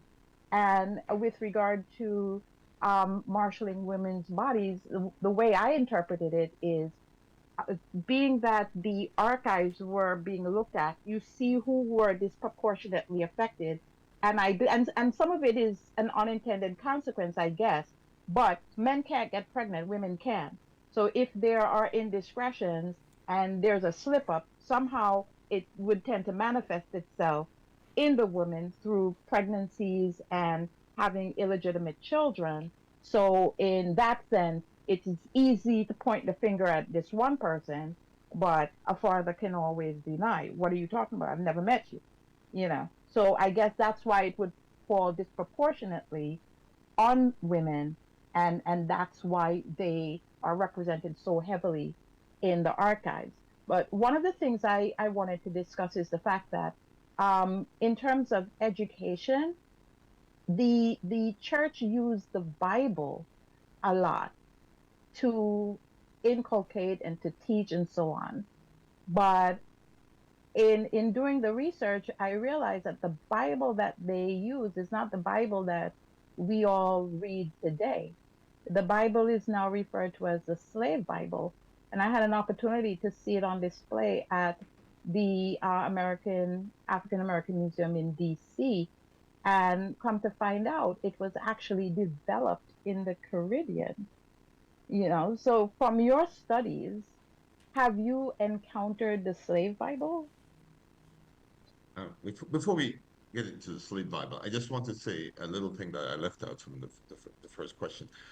It's unfortunate that these codes of ethics were being enforced against the former slaves in a state of their vulnerability. They had no marketable skills or anything of that sort. And many times, a woman may have gotten pregnant and the man vanishes, because that was the economy during slavery. Make no mistakes, but they encouraged the whole idea of the parish ram. They take these guys, these would make good breed, and they breed the women and they move them on. And then all of a sudden, slavery ends and they expect people to change behaviors. Behaviors don't change like that. And who were the people who were punished most severely for that type of behavior? The women and the resulting children. And so this man leaves, and then the woman had no marketable skills, and then another man comes and he promises her the world, because men tend to be good at that. And then he leaves her with another child and move on. And then she's looked down upon in society. Those are unfortunate things that happen to a vulnerable people. And within the vulnerable group, there's a subgroup of the vulnerable woman who has had these kind of problems. Of course, men don't get pregnant, women do. But the converse is also true. Women don't get people pregnant, men do. So there were a lot of evils going around. And yes, the women bore the brunt of most of it. We have to admit that.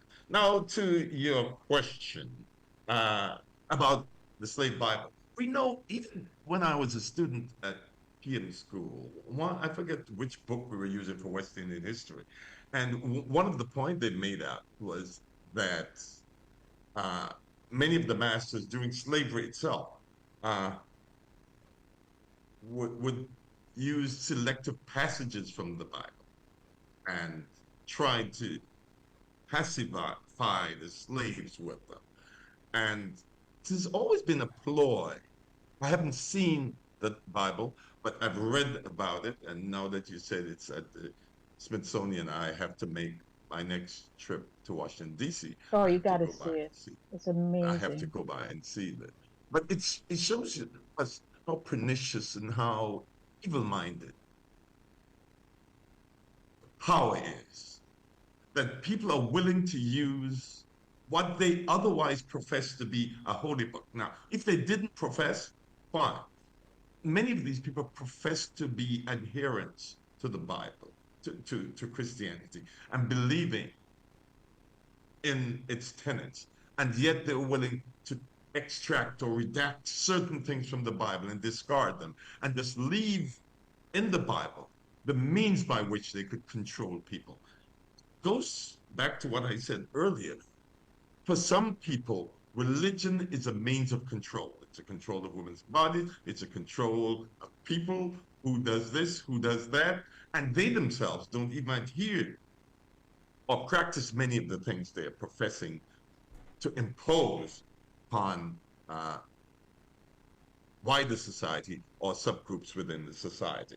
So yes, it was a dangerous thing. It casts a derogatory shadow upon Christianity. It casts a derogatory shadow upon the man, the mission, and the message of Jesus.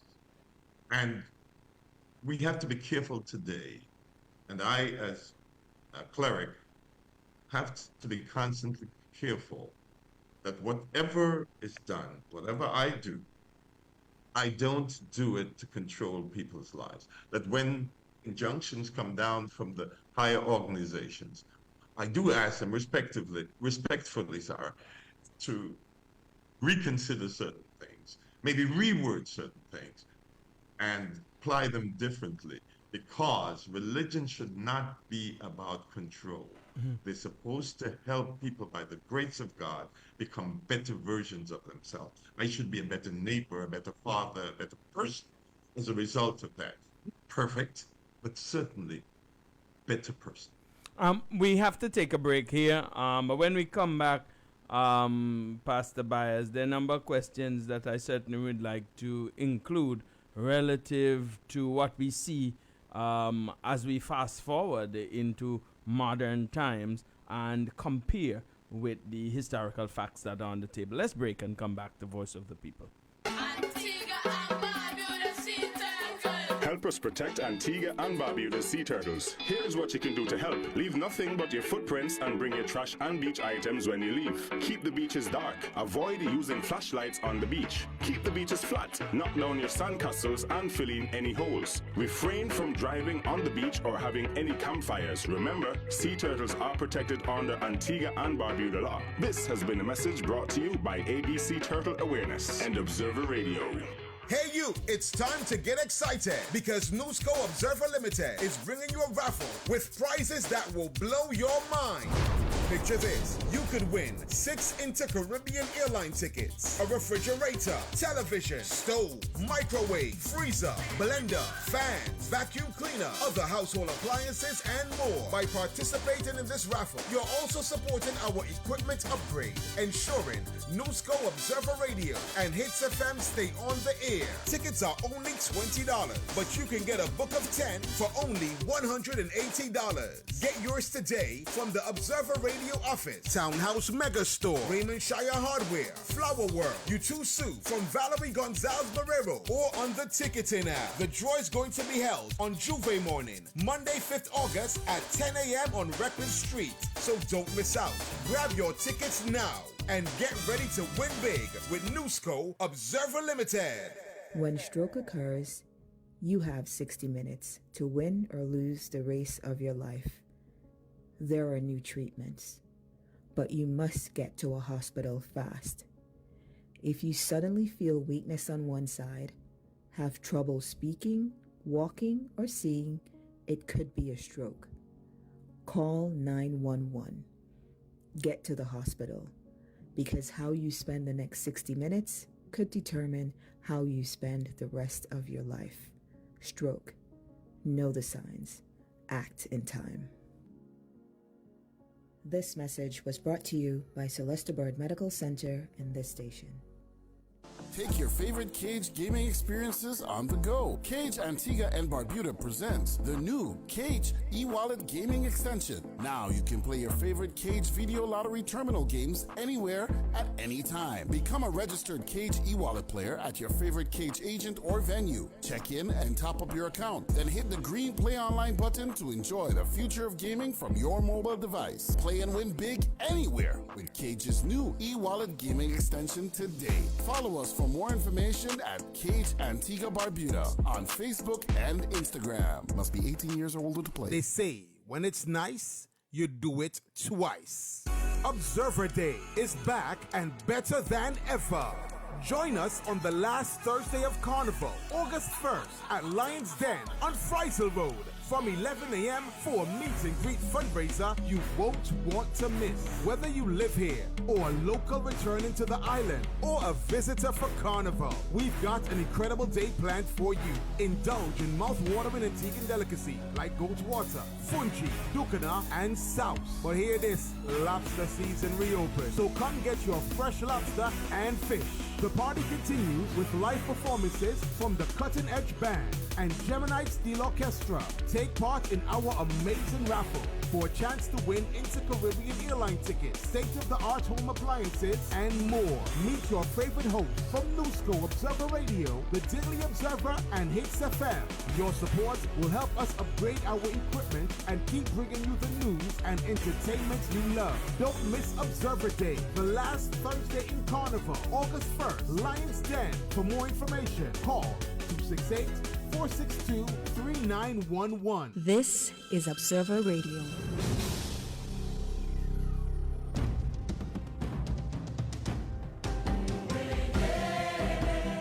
You're listening to the voice of the people on Observer Radio.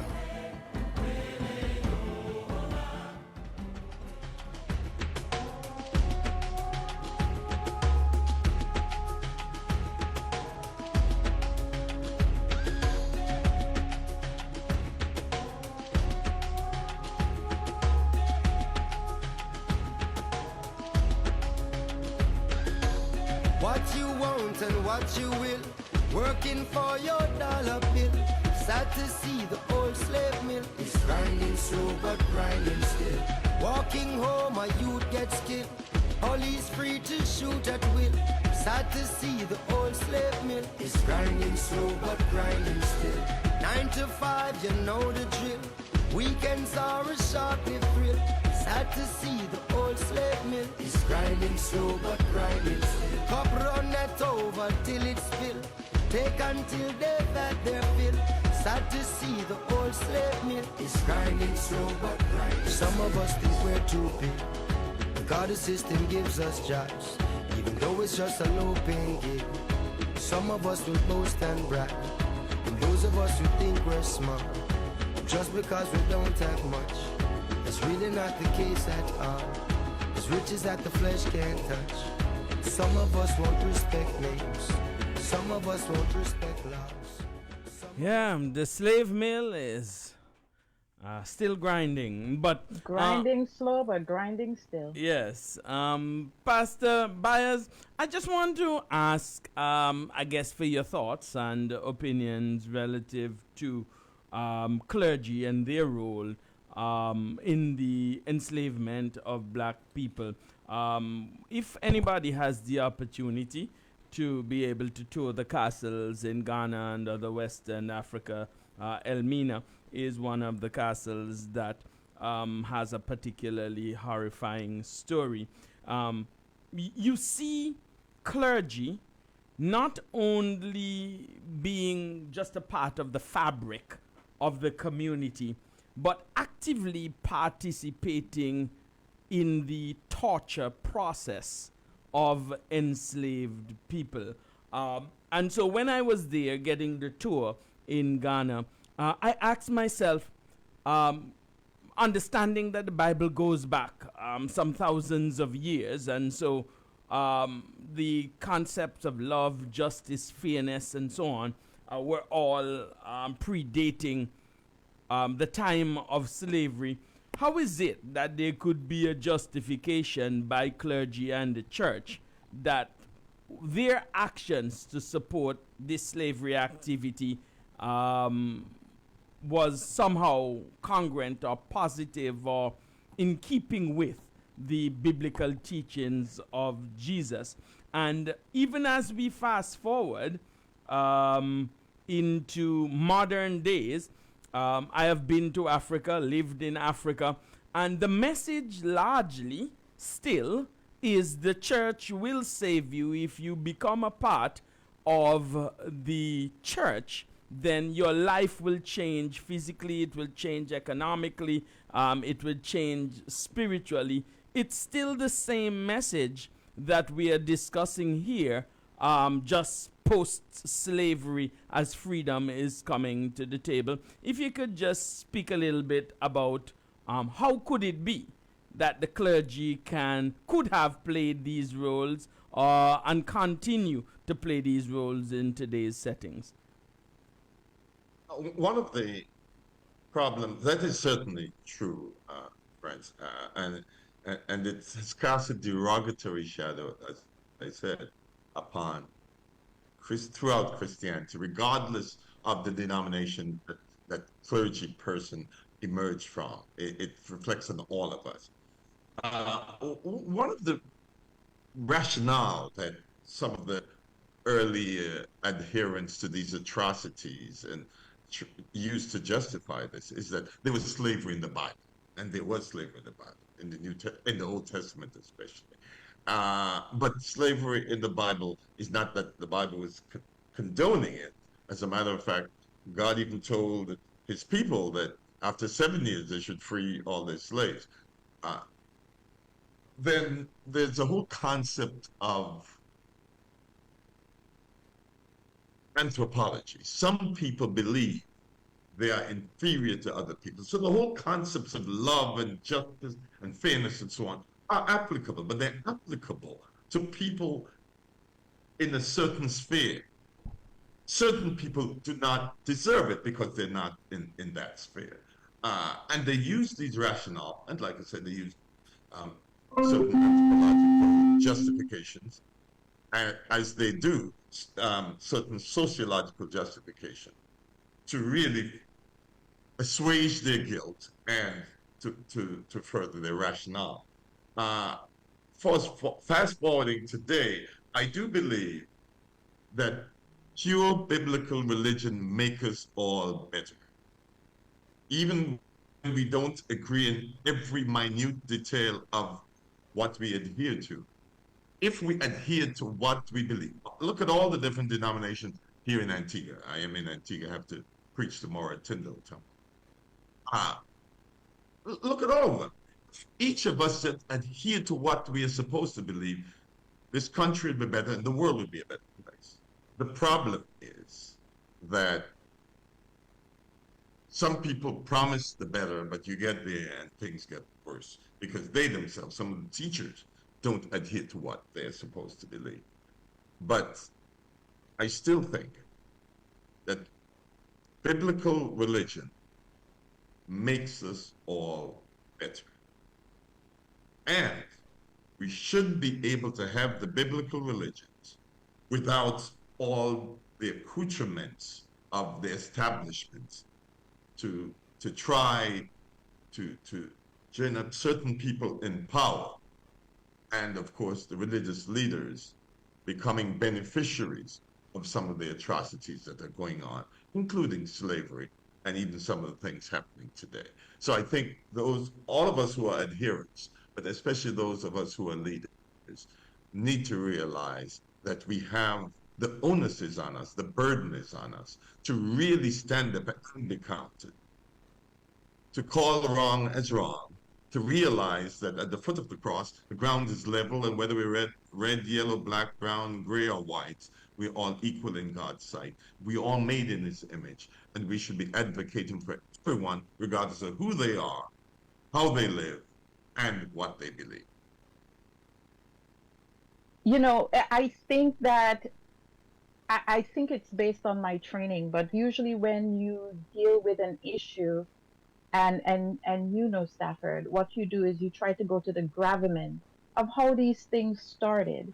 So I'm always reminded to go back to how the whole concept of the transatlantic trade started. And it actually started, and it was based on 3 papal bulls issued by the Catholic Church. The first one in 1436 by Pope Nicholas. And they had the problem there. How do we reconcile enslaving people when we're Christians and we're not supposed to do that? So he passed a bull, and the bull is basically a law saying that it is okay, as the Pope, you can enslave anyone from Western Africa and anyone who is a Saracen, Turk, or pagan. They are non-Christians, and as a result, they are persons that can be reduced to perpetual slavery for the rest of their lives. That's the first bull. And the second bull was in 1452 by Pope Nicholas V, and he reiterated that people, included people from the Muslim world, you are subjected to perpetual slavery. And the last bull, which to this day Native Americans are trying to get rescinded, where you have the doctrine of Adam's will or the doctrine of discovery, where I can show up, and if I'm a Christian, all I have to say is, Barbuda, you belong to me, and that's why I can dispossess you of your land. All of this are based on man-made laws coming out of the Catholic Church. I'm not making this up. This just happens to be the papal bulls upon which this evil house was built. You know? What's even more pernicious than that is they're man-made laws, yes, but they're being propagated under the guise of the will of God. So now we are taking our atrocities and we are giving them spiritual imprimatur from God Himself, when in fact they are simply the devices of our frail, self-centered human pursuits. So we're getting God to co-sign our sins. Well, that's what we're saying, and in the process, making a mockery of God's name. All right. Jeanette, do you want to jump in? Yes. Bev? Yes. And what is even more dastardly, if I could use that term, is that the church, complicit in conquest, when Isabella and Ferdinand sent out Columbus, it was with the blessing of the church. In fact, Isabella was she not a ranking member in the hierarchy of the church? And so it was, so conquest was with the blessing of the church, and then colonialism and enslavement, again, with the blessings of the church. Apart, and I really don't want to call names, but apart from the Methodists and the Moravians earlier on, much of the church was really a part and parcel of the enslavement of our people. And even today, we find that churches are now joining again with those in high places to keep people down, rather than being voices for liberation and freedom and that sort of thing. Not only in the spiritual realm, but in the natural realm, we find that the churches are, for the most part, silent. If you can give your response right after we come back from the top of the hour. This is Observer Radio, 91.1 FM. This hour is brought to you by Battery Engineering. We know batteries inside out. You're listening to the voice of the people on Observer Radio. Welcome back to Voice of the People. And Pastor Byers, Paul made some comments. If you could just respond to those. His comments along the same vein of what Sister Beverly had been talking about, and I still maintain that when we look at, well, put it this way, I think the Christian church was purist before it was accepted by society. And by society, I mean powers that be. When it was constantly just speaking truth to power. It's the part of Christianity that we see seems to have waned. Piety is important, and piety is important. But Jesus himself said they're important. But Jesus said the weightier matters of the law are the things that we're missing. And we find his words in Matthew 23:23.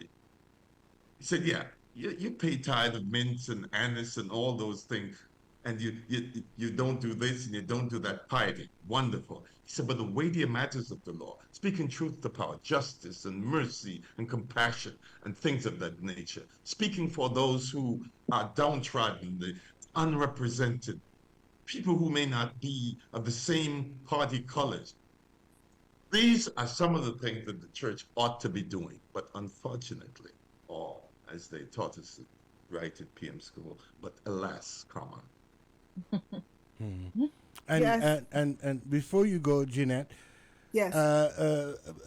maybe it'll be useful to look back at what we, the enslaved people, what we practiced as our religions before Christianity, which the thinking is that Christianity became a tool for our enslavement, a tool for our social engineering, a tool to keep us down.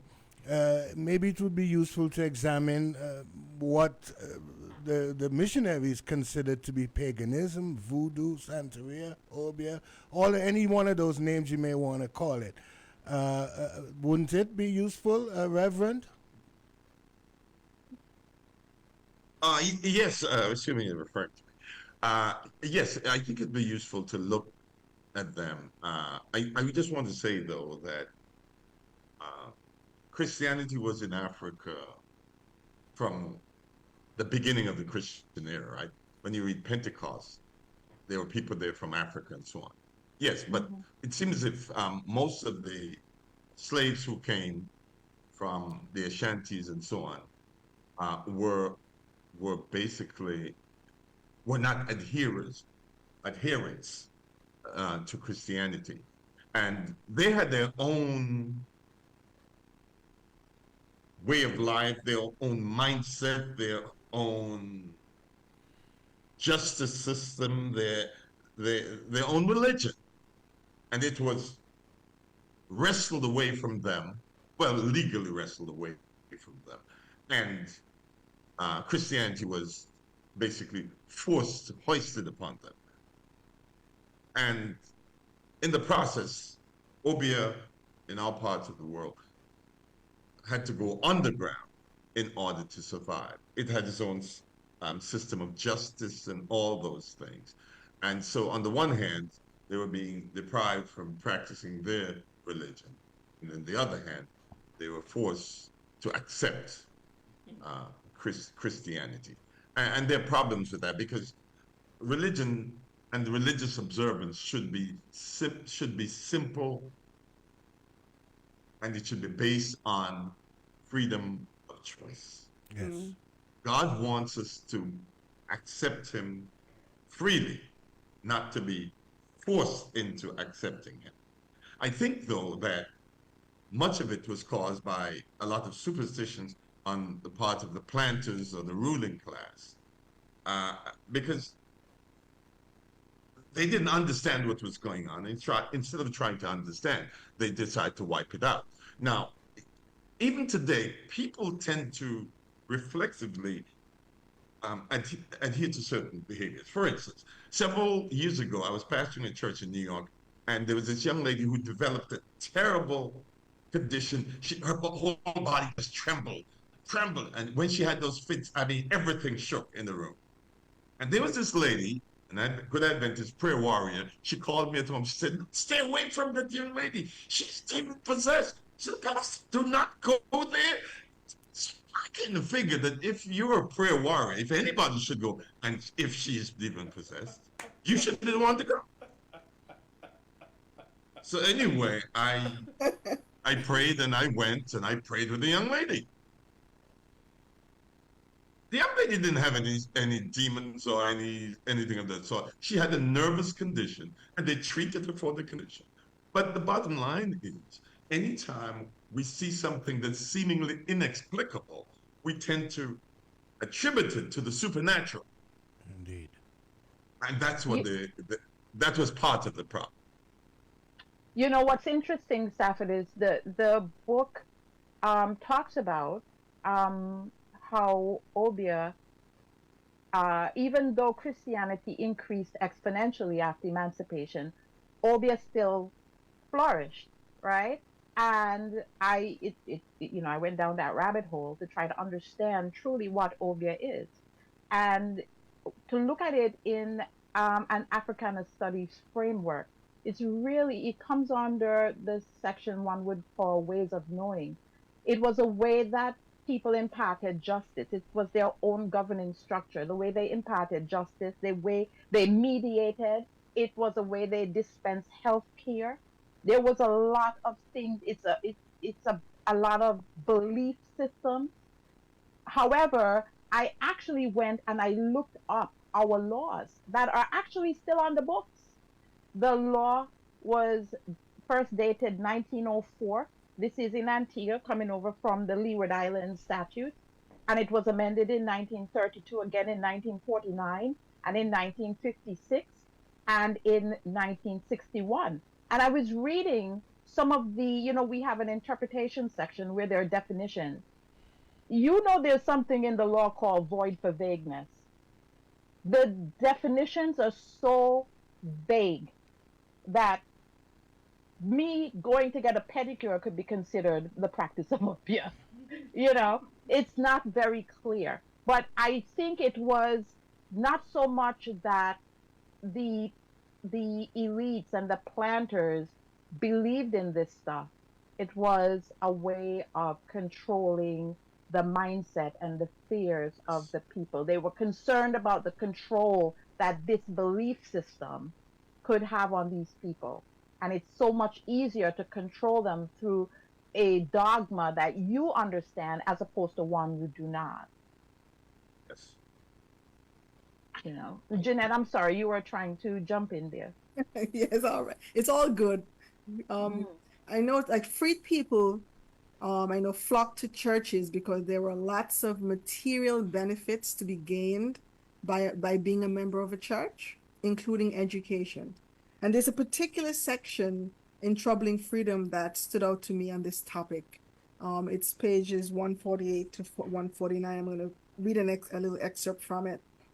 But Moravian missionaries were perceived as encouraging submissiveness among slaves, while Methodists offered avenues to lay leadership for educated mixed race and free black believers, which made them appear more dangerous and fostered greater support for the Moravian presence.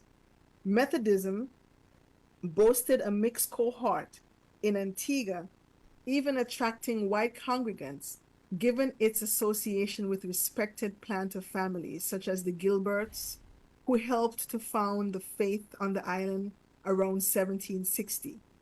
Anglicans only began a vigorous campaign to proselytize among slaves, I never get that word right, among slaves in the 1820s. Coincident with parliamentary amelioration. The state church's long association with the white establishment bred curiosity among once excluded worshippers of African descent, and their outreach in the form of schools and soup kitchens attracted many new black congregants. Yet, Anglicanism was still overwhelmingly white in post-slavery Antigua. After 1834, Moravian congregations continued to attract the greatest number of black working-class worshippers, and, unlike the other two sects on the island, counted its missionaries and their families as the only white believers in Antigua. The Moravian Church thus functioned similarly to a plantation or the colonial state itself, in that a small number of whites wielded excessive control over the lives of thousands of black working people. Yes, So- what I. Oh, sorry. No, You go ahead. finish. It's okay. I was just going to say that it's really profound. This passage is really profound. I found it to be so too. When I read that, I was taken aback because I always said that one of the things I always commended the Moravians for, they built schools all around Antigua, and as a result, because I myself, as a recipient, a beneficiary of the school that they started, of course, in much later iteration. It was already in its present position, actually in Grace Farm Main Road, but it started in Greenland, the Moravian Church.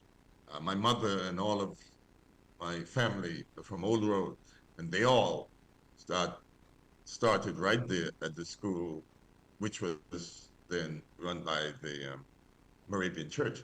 But to see that the importance of proper analysis, historical, political, religious, and other analysis coming into this, to show that they might have been some other motives for doing the work that they did, or in the alternative, it's possible they came with noble aspirations, but were co-opted by power because they weren't strong enough to stand up and say no.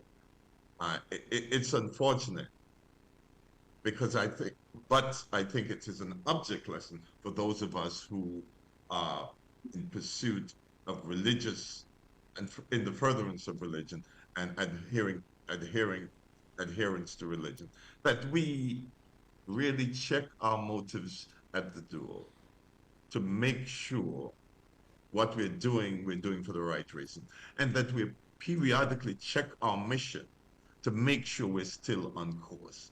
Because it's easy to go along just to get along, when the ethic of Jesus was never intended to be that way. Now, there's no way we could rationalize or justify some of the things that have happened. But I would like to commend the Methodist Church for trying to do what it tried to do, and really encourage other religious organizations to stick to what they're supposed to do and not be co-opted by power, because power can be very tranquilizing. On that note, we're going to take a break and come back with more Voice of the People, our summer reading project. This hour is brought to you by Battery Engineering. We know batteries inside out.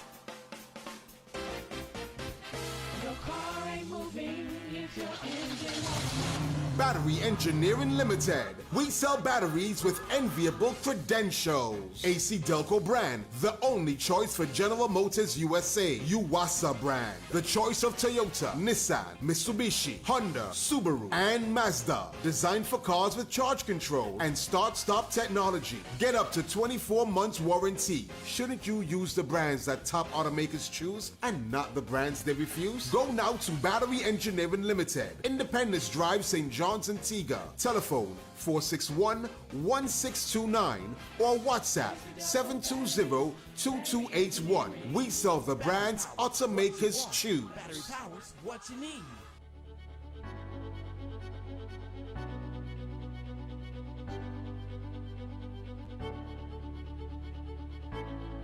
Hi, this is Dave Les Dupin. Join me every Monday through Thursday from 2 to 4 p.m. with Connecting with Dave Les Dupin only on Observer Radio 91.1 FM. Connect with me as I connect you to Antigua and Barbuda and the rest of the world. Stay locked to Observer Radio 91.1 FM for the 11:45 a.m. news broadcast sponsored by North Coast Hardware. Hey you, it's time to get excited because Newsco Observer Limited is bringing you a raffle with prizes that will blow your mind. Picture this, you could win 6 Inter-Caribbean airline tickets, a refrigerator, television, stove, microwave, freezer, blender, fans, vacuum cleaner, other household appliances and more. By participating in this raffle, you're also supporting our equipment upgrade, ensuring Newsco Observer Radio and Hits FM stay on the air. Tickets are only $20, but you can get a book of 10 for only $180. Get yours today from the Observer Radio office, Townhouse Mega Store, Raymond Shire Hardware, Flower World, U2 from Valerie Gonzalez Barrero, or on the ticketing app. The draw is going to be held on Juve morning, Monday 5th August at 10 a.m. on Record Street. So don't miss out. Grab your tickets now and get ready to win big with Newsco Observer Limited. This is Observer Radio.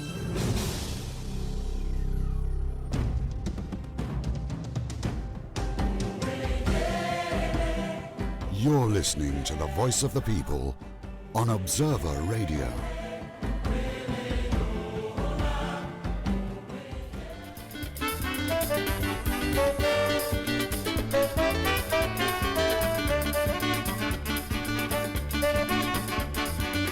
Seems like we're going backwards, things really going from bad to worse. And it is we the people who really get in the part that hurts. That is the sin we are manipulating continuously in this country. Looking around at living conditions, cause me to wonder if we were merely designed and put here to suffer political pressure and economical failure. Great numbers are restless, many bitterly. Some have no work, brother, and some are hungry. Some of us are hanging on by the very skin and we teeth. Is we to be blamed for it? We need a change of heart, yes, a change of mind. We need a change of heart. Yes, a change of mind. It's almost as if this song was written for what's happening today in the world, and I'd propose Antigua and Barbuda. Bev? Yes, it's so prescient, and I will invite our listeners to visit our Facebook page because we have curated a whole playlist of music. You know, when Christmas comes, we have our Christmas music. Well, we are coming up to August 1st, Emancipation Day, and that should be one of our high holy days. So yes, we have curated our music. There's a playlist. Visit our Facebook page. You'll see even more information, more pictures, more accesses to international museums, the National Museum in Britain, and you would see so much of what we are discussing in pictures, and you can hear the music as well. This is our history, and we have to take an interest in it. And, you know, like I always repeat what Martin Luther King says, a man can only ride your back if you're bent, and he can't ride it if you're standing up straight. And for us to do that, it's important for us to learn our history. And pivoting off of what Shortchurch said about our living condition, it takes us squarely to the subject of friendly societies. So the book talks about friendly. Yes. Let me just let listeners know that they can call in and contribute to the dialogue and the discussion that is happening here. From time to time, we don't get a chance to open the phone lines. I just ask that when you call, that you have the discussion be centered around what we are bringing forward, particularly today, especially for those people who have read and have been following the discussion of this book. So the phone lines internationally and at home are open. Go ahead, Bev. Yes, going back to friendly societies, the book talked about how right after emancipation, a lot of these friendly societies were created, and they're similar to insurance. And basically, subscribers who are, your average Black person would pay a small fee, and they would draw benefits in case of emergency, poor relief, shelter, and education. And, as I was reading this, I'm like, wait a second.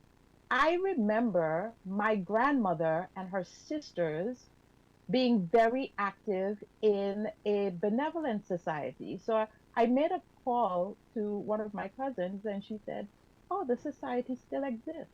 So the Barbuda Benevolent Society was in place since the enslavement period, and it still exists today. Mm-hmm.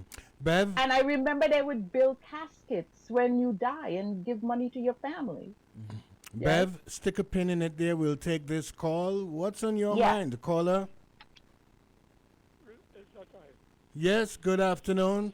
Rasbone. Good afternoon. Rasta. Yes, my brother. How are you, sir? Very good. I'm so glad you brought up this topic here, because it's something that I've researched very thoroughly, the whole question of Obia. Because I remember I was born in Guyana, and I grew up in an environment where Obia was something completely different as I traveled to the Caribbean, except for probably Jamaica, and to a slight extent Barbados, because they rescinded all the laws way back when. Let me quickly explain. Obia was actually spread through the southern part of the Caribbean from Jamaica by a Moravian priest. The very first Moravian settlement was in Jamaica. The guy, while there, he wrote a book called, it's a pamphlet really, it's just about 6-8 pages. The name of it is I Am Obia.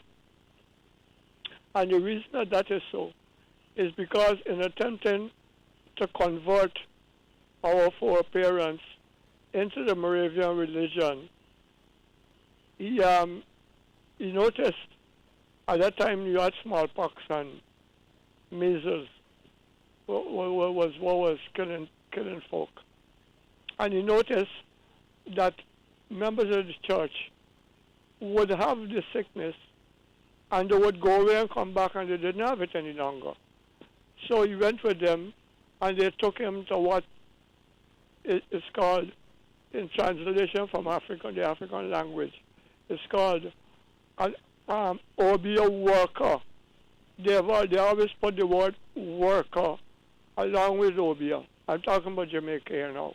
And the reason for that was that the Obia woman, mostly women, because it's a tradition that came to women, to the Caribbean, to African women, they, in return, could be compensated for the herbs and the things that they suggested for curing the various diseases, and of course the immune system. So then he took it and brought it into the rest of the Caribbean. Now in the case of Guyana, it's different. As a matter of fact, as I speak, if you go to Suriname, amongst the Jukka, Obia is practiced exactly like how it was practiced in Africa. It's called OBI. And the reason for that is that when those people, the Jukkas and the Samanka, are originally from what would have been British Guyana. But when they brought them, they ran over from Berbice and ran over into Suriname and set up two cities, 2 towns, 2 whatever. And they were totally Maroons. They would refer to them as Maroons. And they were totally independent. So exactly what Obia was, if you go there, you'll say, like, what it is really, they're just healers. They are individuals who are versed and taught about various herbs and plants. So as a youth, as a youngster in Ghana, when I go in the market, I could go to a Obia woman if I wasn't feeling well, and she would give me something for whatever I have. So they usually have all these, you'll always find senna, you will find castor oil, things for cleaning, and then herbs for strengthening the body. But it is different than voodoo. Voodoo is a lot more complicated because voodoo. That's a separate religion. Yes, it has aspects to it. That is how we call it. Desola, Toussaint, all of them. It was seven variations of that of voodoo, and they actually added 2 or 3 of them while in Haiti, and that would have come from the defense or the fight against the French, etc., etc., etc. Can I interject something here? Sure. Talking about voodoo and Obia, Dottie Bookman, and we know him as a voodoo or / Obia man.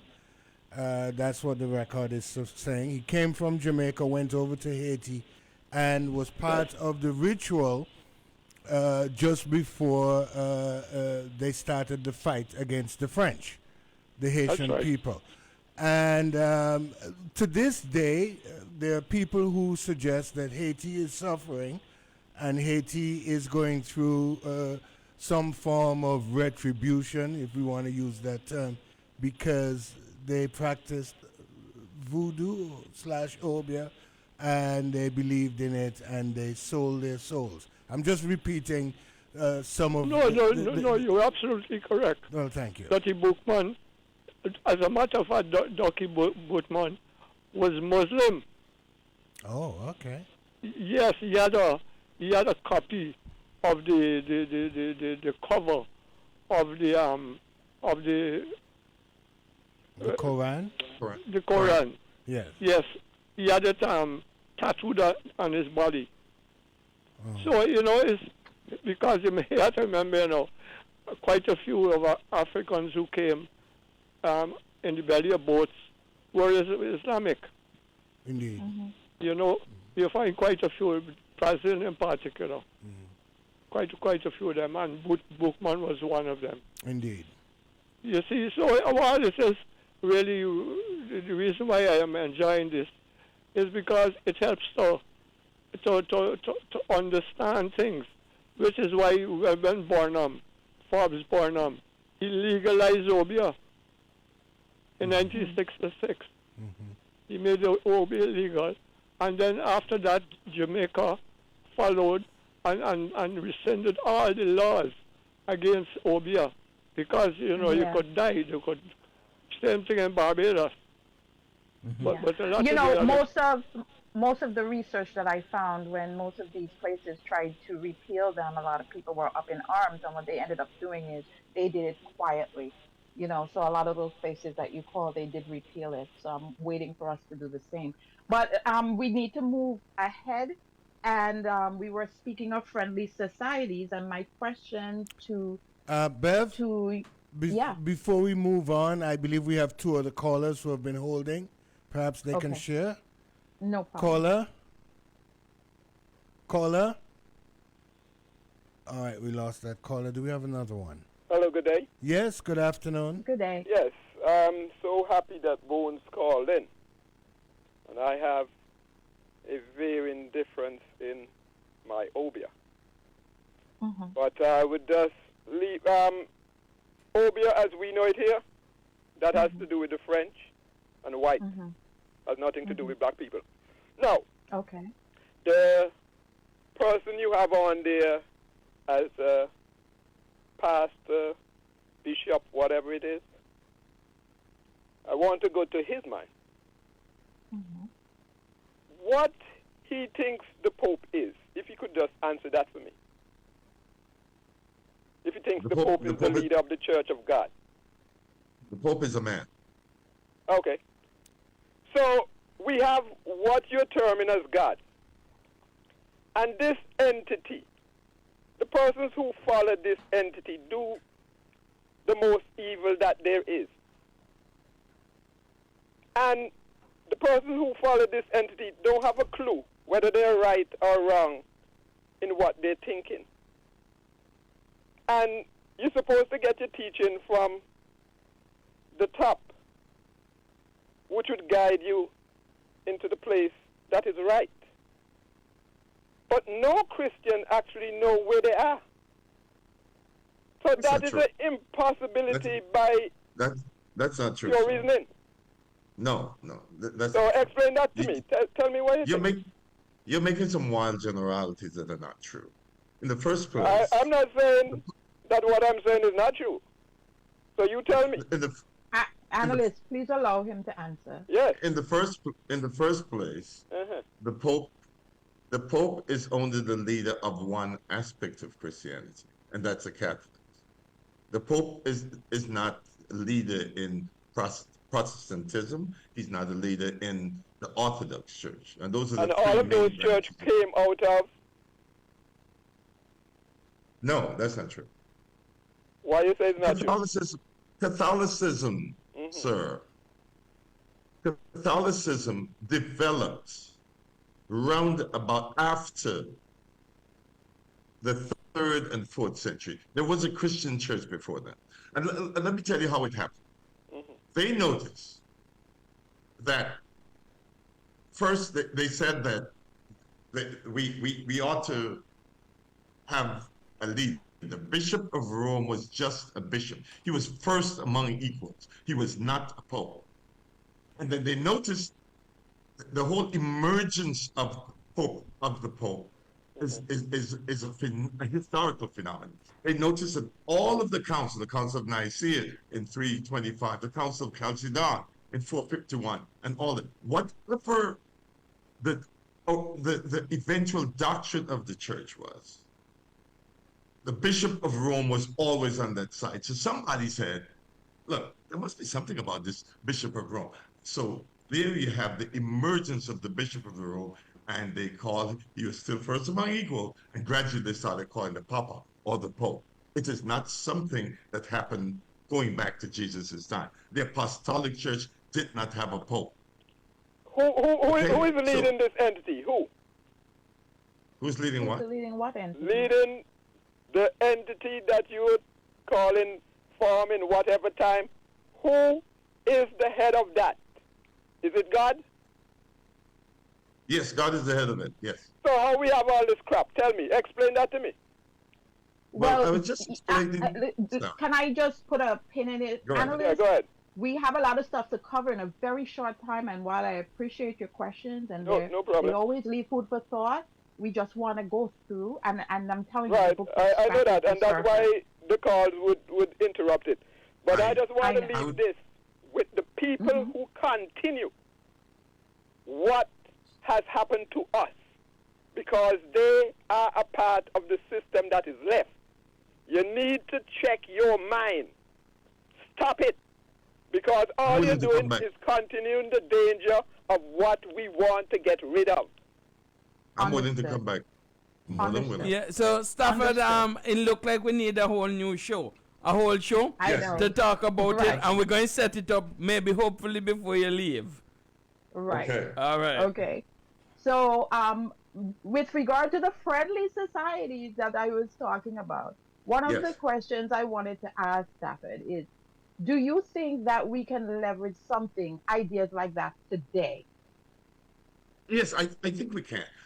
That's one of the points that's really intrigued me about this. Because imagine, this is just right after slavery.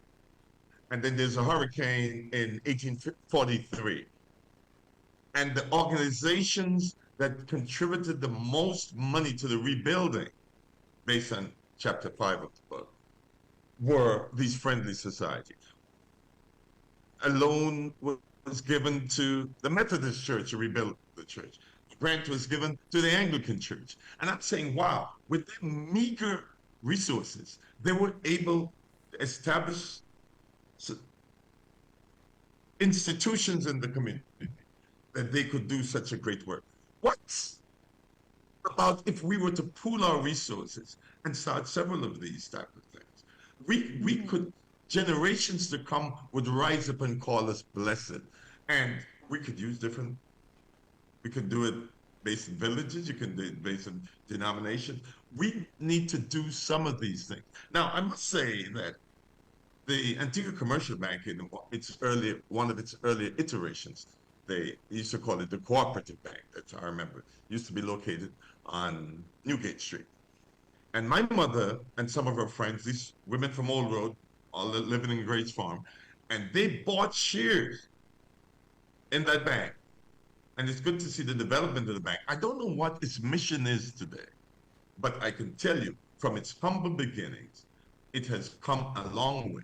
And that should be an object lesson for us today, as we should be inspired by these friendly societies, because there are things that we can do for ourselves if we pool our resources, if we set up the proper structures, if we learn to trust each other, because we tend not to trust each other, but lay up the proper structures. And if we do these things, we can improve our life tremendously. Let me just ask you, Pastor Byers, because I support your philosophy or idea that we do need more of these friendly, benevolent type societies, but nothing stops us from doing it. As a matter of fact, just to take us outside of Antigua into a church that I have some information about, there was a pastor who was from the Caribbean called J.K. Humphrey that proposed a plan for his black church in Harlem that was proposed to do exactly what you are saying there. But he was in the context of a larger organization, a white organization that thought that this wasn't something that was beneficial or helpful to that organization, and they saw to it that that man couldn't pastor anymore because of the ideas that he had, speaking about the church and its effort to liberate, albeit economically as well, parishioners. So in Antigua, we see the same thing. We have churches that have structures that cost $2, $3, $4, $5 million and no economic development of the members who are part of that organization. So how do we implement the message that you are proposing here to get churches to understand that they can free the people, they can liberate the congregants economically, educationally, and otherwise, and this would be all in keeping with the principles of Jesus Christ? Yeah, I think one of the things, first I want to acknowledge that the organization you spoke about that dealt unjustly with J.K. Humphrey was the Seventh-day Adventist Church.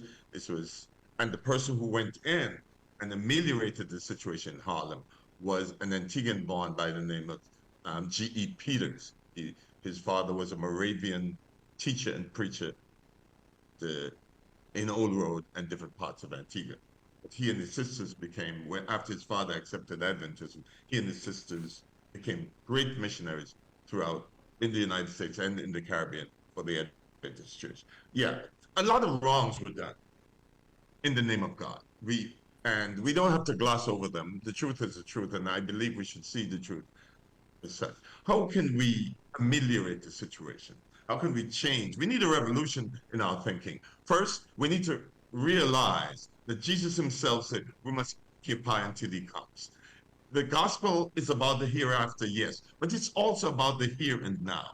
We have to do things to make people, I said it before, come better versions of themselves. We need to be able to motivate people and tell people that they can do better and that we can take a little and make much of it. We explain to them the whole concept. You would be much better than that at that than I would be. the whole concept of compounded interest. If you keep putting aside a little bit consistently, it can mushroom into something great. And if all of us do it collectively, it's even greater. So while we're telling people how to prepare for the hereafter, we must also show them that the gospel helps to make them better right here and now. But like the story of the talents that Jesus talked about, we must take our talents, we must invest them, we must plan for the future, and not just think about the hereafter, because James tells us in James chapter 2, faith without works is dead. We ought to make people's lives better. We ought to be charitable. We ought to do acts of compassion and help people develop economically, help them socially, feed the hungry, and take care of those who are less fortunate. Bev? Amen. Indeed. Now, Bev? let us, yes. Do we have any here in Antigua now? I remember as a boy, you would hear of the Grand United Order of Odd Fellows. You would hear of the Household of Ruth. And those were societies designed to, again, help each other, people banding together to do banking, insurance, death benefits, and all of that sort of thing. The lodges, I believe, were more for the upper classes, the middle and upper classes, whereas a lot of the friendly societies, to my knowledge, were more for the lower classes. Do we have any left in Antigua, to the best of your knowledge? I am not familiar with any being left in Antigua. I do know that the Barbuda Benevolent Society is still alive and kicking and very active, but I also know that the model that we used to form the Friendly Society was transported with a lot of our ancestors who traveled to New York at the turn of the last century and founded the Antigua Progressive Society. And there was also a Barbuda Society right here in New York, and they ended up purchasing a house in Harlem that is now a landmark, and they are getting ready to celebrate, I believe, their 90th, or is it their 95th anniversary, and their records are being curated at the Schomburg. So it was based on the whole Friendly Society concept, where immigrants came here and the Antiguans took care of each other, the Barbudas took care of each other. They had a form of workers' compensation. God forbid somebody got ill at work, somebody died, before people would end up in Potter's Field. Potter's Field is an area on an island where unknown bodies are just buried. No graves, nothing. You're just dumped there. And because we wanted our people to have dignity, we made sure that if nothing else, you will have a good burial. So that organization still survives to today, and it's located right there in Harlem. Yes, indeed. Bev, I believe we ought to take a break now and come back with more Voice of the People and the Summer Reading Project. This hour is brought to you by Battery Engineering. We know batteries inside A stroke out. is a medical emergency. Every minute counts because the longer blood flow is cut off to the brain, the greater the damage. Immediate treatment can save someone's life and enhance their chances for successful recovery. Know the signs: sudden weakness on one side, trouble speaking, walking, or seeing. Act in time. This message was brought to you by Celeste Bird Medical Center and this station.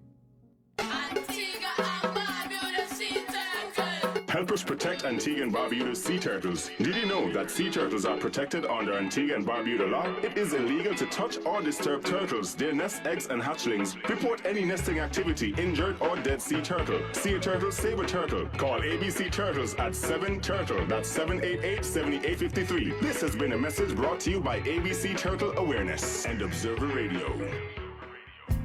Bell Lab Services, a medical laboratory that offers a wide range of services. Bell Lab is convenient in so many ways. It's quick, accurate, excellent quality control provided by professional medical technologists. Results are faxed directly to your doctor. Open Mondays to Fridays, 7:30 a.m. to 4 p.m. and Saturdays, 8 a.m. to 12 noon. Bell Lab Services, Wood Center, Friendly, quick, and convenient in so many ways. Call 562-1391 for further information. This is Observer Radio.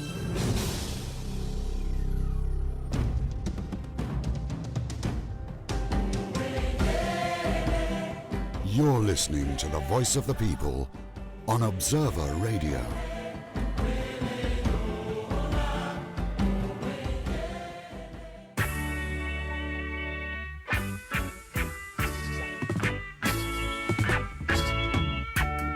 Sitting in the morning sun and watching all the birds passing by.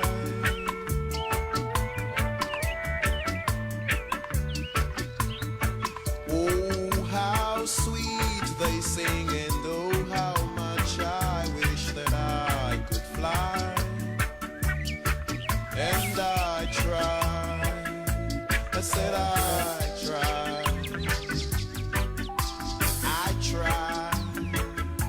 I really try, but I got to pick myself up, dust myself off, start all over again.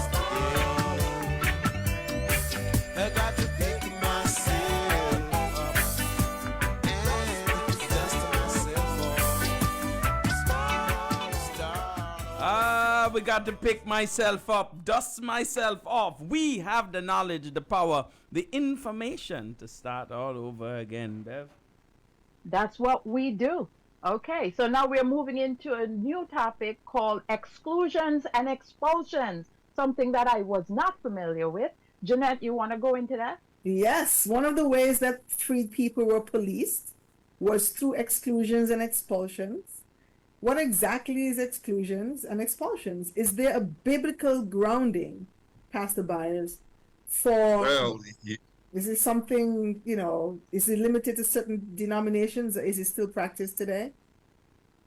Well, I see you all really putting me to the test today. I noticed in that chapter there's a lot of things about exclusion and expulsion, and most of it was for cursing, drunkenness, adultery, extramarital affairs, and so on. Well, Pastor Byers, if you don't mind, what is the local nomenclature for such things, Paul? Exclusions and expulsions. When it comes to church. What we call it? Well, in the Catholic Church, it's called excommunication. In the Adventist Church, they call it read out. Okay, then that is what I was talking about. When you get read out. But we use a different term. We officially we say it's disfellowship, but it's read out. Yeah. I've never heard of that. Okay. Okay. No, Pastor Byers, do they still do that in the Adventist Church? Yes. Because I have not heard of it in the Wesleyan Christian faith in a long time. It's still on the books, and I'm going to explain it in a minute. There were two reasons that we give for this exclusion or reading out. One was supposed to be act as a deterrent, and we find a basis for that in 1 Timothy chapter 5 and verse 20. It says you're supposed to do this in front of all the people to prevent others from doing whatever this person did. Deterrence. I think the more reasoned decision comes in Matthew chapter 18 verses 15 to 17, where we are told that if someone does something is wrong, you as an individual knowing it, before I go and tell friends about it, I go to the person and talk to them. The person doesn't respond, then you take friends with you. They still don't respond, then you take them to the church. And if after the church admonish them, the Bible uses some real difficult and harsh language. It says, treat them as a heathen. Deep. Yeah, but I still think that this is a point towards reconciliation. Now, the Adventist Church, it's on the books. It's still on the books. But since 1995, the church has given the leader the leeway to censor a person rather than disfellowship them. Censor is that you prevent them from leading out in worship and for a period of time. You don't stop anybody from communion. Communion is something that you can't, even if a person walks off the street and they want to take communion, the Adventist Church, you do not stop a person from taking communion. That is something that happens. That's between the person and God. But in terms of leading out in worship, even doing the song service in front, you can't do that if you're censored or if you're disfellowship. So to some extent, and I let me speak further a little. To some extent, there's some control mechanism built in that in terms of the book. And even in today's society, there's some degree of control because you can tell a person what they can do, what they can't do in church. It's just that when it spreads to the wider society, the wider community, beyond the church, it's real control. Because and Pastor Byers, as a practical matter, many churches don't even bother with it because they don't want to diminish their congregations any further. Oh, no, they don't want to diminish their tithe and offering. Oh, friends, I'm not going that road, but there's so many churches, and Pastor Byers, you've been in New York. You know there's a church on every corner, and on every block you'll find 2-3 churches. The reality is that you leave one church, you just go across the street to another church. So I don't think a lot of churches bother with the notion of reading someone out. Yeah, but the competition. You know what? Go ahead, Stafford. I'm sorry. No, the competition in churches in New York is really fierce. No two ways about it. And I think that although some leaders may refrain from disfellowshipping because of that, I think also that the whole tenor of society, the environment has changed. Indeed. People are moving more towards reconciliation and they're more amenable to first recognize that each of us are humans with our frailties, and as such, we should be helping rather than banishing people when they demonstrate, when they exhibit certain problems. And I want to just step back a little bit, Pastor Byers, to note that in the context of post-slavery, the role of the church was more significant than it is now. So, for example, the recording of birth, the recording of baptism, the recording of marriages, and even deaths were almost exclusively the function of churches. That is where the records of the society was kept. And so if a person was excommunicated from the church or excluded somehow from the church, it meant something within the communities that they would live in. Hence the control mechanism that we're talking about here. You know, that reading that you did, Stafford, at the beginning, I could feel the inflection of your voice reading the heartbreak of a woman who was excluded from church, how she felt like nothing, you know, being separated. I think that was genuine in terms of how she felt being made to be excluded from the faith. And what you detected in my voice, the things that Francis is too young for this, but I saw his brother Eloy last night. We have witnessed some of that. We've witnessed people saying, you know, I really love this church, and you see them almost falling on their sword, saying, yes, I did something wrong, but I don't want to be disfellowship. So I was reliving a lot of experiences that I myself had watching people go through some of these things. Reverend. Wow. And Bev. Yeah. I am happy that I never experienced it. I never saw it in all the years that my father pastored he never read anybody out. I was too small to understand.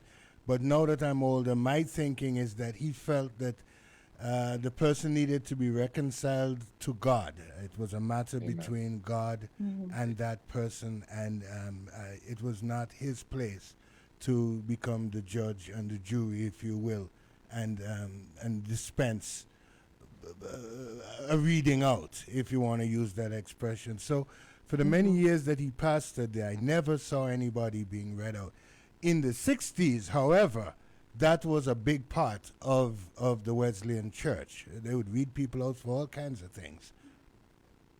You were wearing an arm sleeve dress, they would read you out. You were wearing a Oh my dress God. that they thought was too short. They would read you out. A man holding a woman's hand, a sister's hand, on a dark corner, you would be read out for that. I think one of the things that was really interesting that the book pointed out is, remember, a lot of these missionaries were white people, and they had no idea what was going on in black homes. So what they had helpers who were doing surveillance and coming back with news. And sometimes it was a way in which people could get back at other people. And if you recall, I think 2 years ago when we read the history of Mary Prince, when Mary Prince left and went to England, and she went before the Parliament and laid the foundation for emancipation to come through. She knew that if she left England, she was free in England. If she came back to Antigua, she would be enslaved. And she left her husband in Antigua. And the husband hadn't seen her in so many years. I believe his name was Daniel James. And of course, he must have started a relationship with another woman. And he was hauled before the Exclusion Conference. That's what it was called. And he was pronounced an adulterer. And he was excluded from the church. Never mind. It was just so heartbreaking. Never mind that his wife, Mary Prince, is on record as saying, I'd rather die than go back to Antigua to once As again. much as she loved her husband, yeah. she'd rather die. Yeah. Those are her words. I'd rather die Wow. than go back to Antigua. Never mind Wow. that. Listen, every time we do this, the time goes by so fast. Stafford, you were supposed to speak about religion and the law. We've spent all this time speaking about religion. We didn't have an opportunity to speak to the law. I'll just encapsulate it. After emancipation, a lot of laws were passed in Antigua. The whole idea was for us to be free. But the people who were running the legislature were like, we need to curtail this freedom. And one of the ways that they did that was to pass different laws. After the amelioration laws, they passed the contract laws. And the contract laws tied people to estates. So you sign a contract for a year, and you work on the estate. And by working on the estate, they give you housing on the estate. But if you ever run afoul, not only do you lose your job, you lose your housing. So that was one. They had the vagrancy law, where they want free labor. So if they catch you on the street and you don't have a certain amount of money in your pocket, all of a sudden you're captive labor. And then Antiguans and Barbudans, up with this, they could not put anymore. A lot of them were like mass moving. They were figuring out ways to just leave. And I had an opportunity to look at some of our travel records. We had a lot of Antiguans and Barbudans who left like in the late 1800s, early 1900s. But we'll deal with that next week. Mm-hmm. And they actually passed a law called Act for Preventing a Clandestine Deportation of Labor. So if France left, we're not charging France for leaving. We're charging France for stealing labor, by leaving. And so they would literally jump on ships, search ships, looking for people who were stowaways. So I bring all of these laws into context to ask the question. You had all of these laws meant to keep us down. And through it all, our people tried to fight back. They fought back in different ways. They'll just get on a boat and go to Montserrat, then jump on a ship and go to someplace else. They found ways to make a life.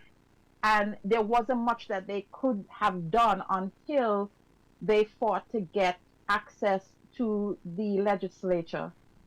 So What go ahead, ask the question, Bev. what can citizens do now to fight against unjust laws we perceive to be unjust, because it still goes on today? Hold that question, and I will add for you to consider today that the contracts that you're talking about almost have come full circle, and that is how it is today in Antigua and Barbuda, that no one has a job with any tenure. You just work 6 months, work 1 year. They provide for you a uniform, and in some cases, some place for you to stay. And that is how it is today. Consider that. Let's take the top of the hour. We'll come back and wrap up our discussion in this segment. This is Observer Radio, 91.1 FM. You're listening to the voice of the people on Observer Radio. Welcome back to Voice of the People. We're in our summer reading program. Go ahead, Pastor Byers, take the last set of questions. Well, I think that in dealing with the whole concept of the laws that were enacted, we need to see in them again the elements, one of the elements, the overarching element actually that we discussed earlier. It's quite clear, transparent. It's about control. Many of the policies and procedures that were put in place had some good unintended consequences. I think it's good for people to get married, but they should want to get married. Right? People should not just get married because they have children. I think it's better when children have father and mother there with them in their home. But to simply say, well, you have to get married because you're pregnant, or you have to get married because we see you here and there, all those things, I don't think those are good ideas. So those are good unintended consequences. More stable society, they should teach it and so on, but people should make their decision. But it's quite clear that it was a means of controlling people. When it came to the point of labor, people are trying to migrate, or people trying to leave jobs and so on. There were laws with enforcement mechanism to keep them in the island, to keep them on the plantation. We need to get away from really controlling people's lives and give people a chance to live the life that God ordained for them to live. I'd like to end, though, with Jesus' own words, Matthew 23:23. He rebuked the Pharisees. He said, look, woe unto you, scribes and Pharisees. You pay tithe of mint and anise, meaning they even pay tithe on the little herbs that you use. And yet he said, you ignore the weightier matters of the law: justice, mercy, compassion. If all of us, regardless of our denominations, whether we like to jump up in Iron Band like Paul did, or we walk on the side of the road like I did in Christian Street when the Iron Band came, because my mother would have killed me. If we all live up to what we believe, society will be much better than it is today.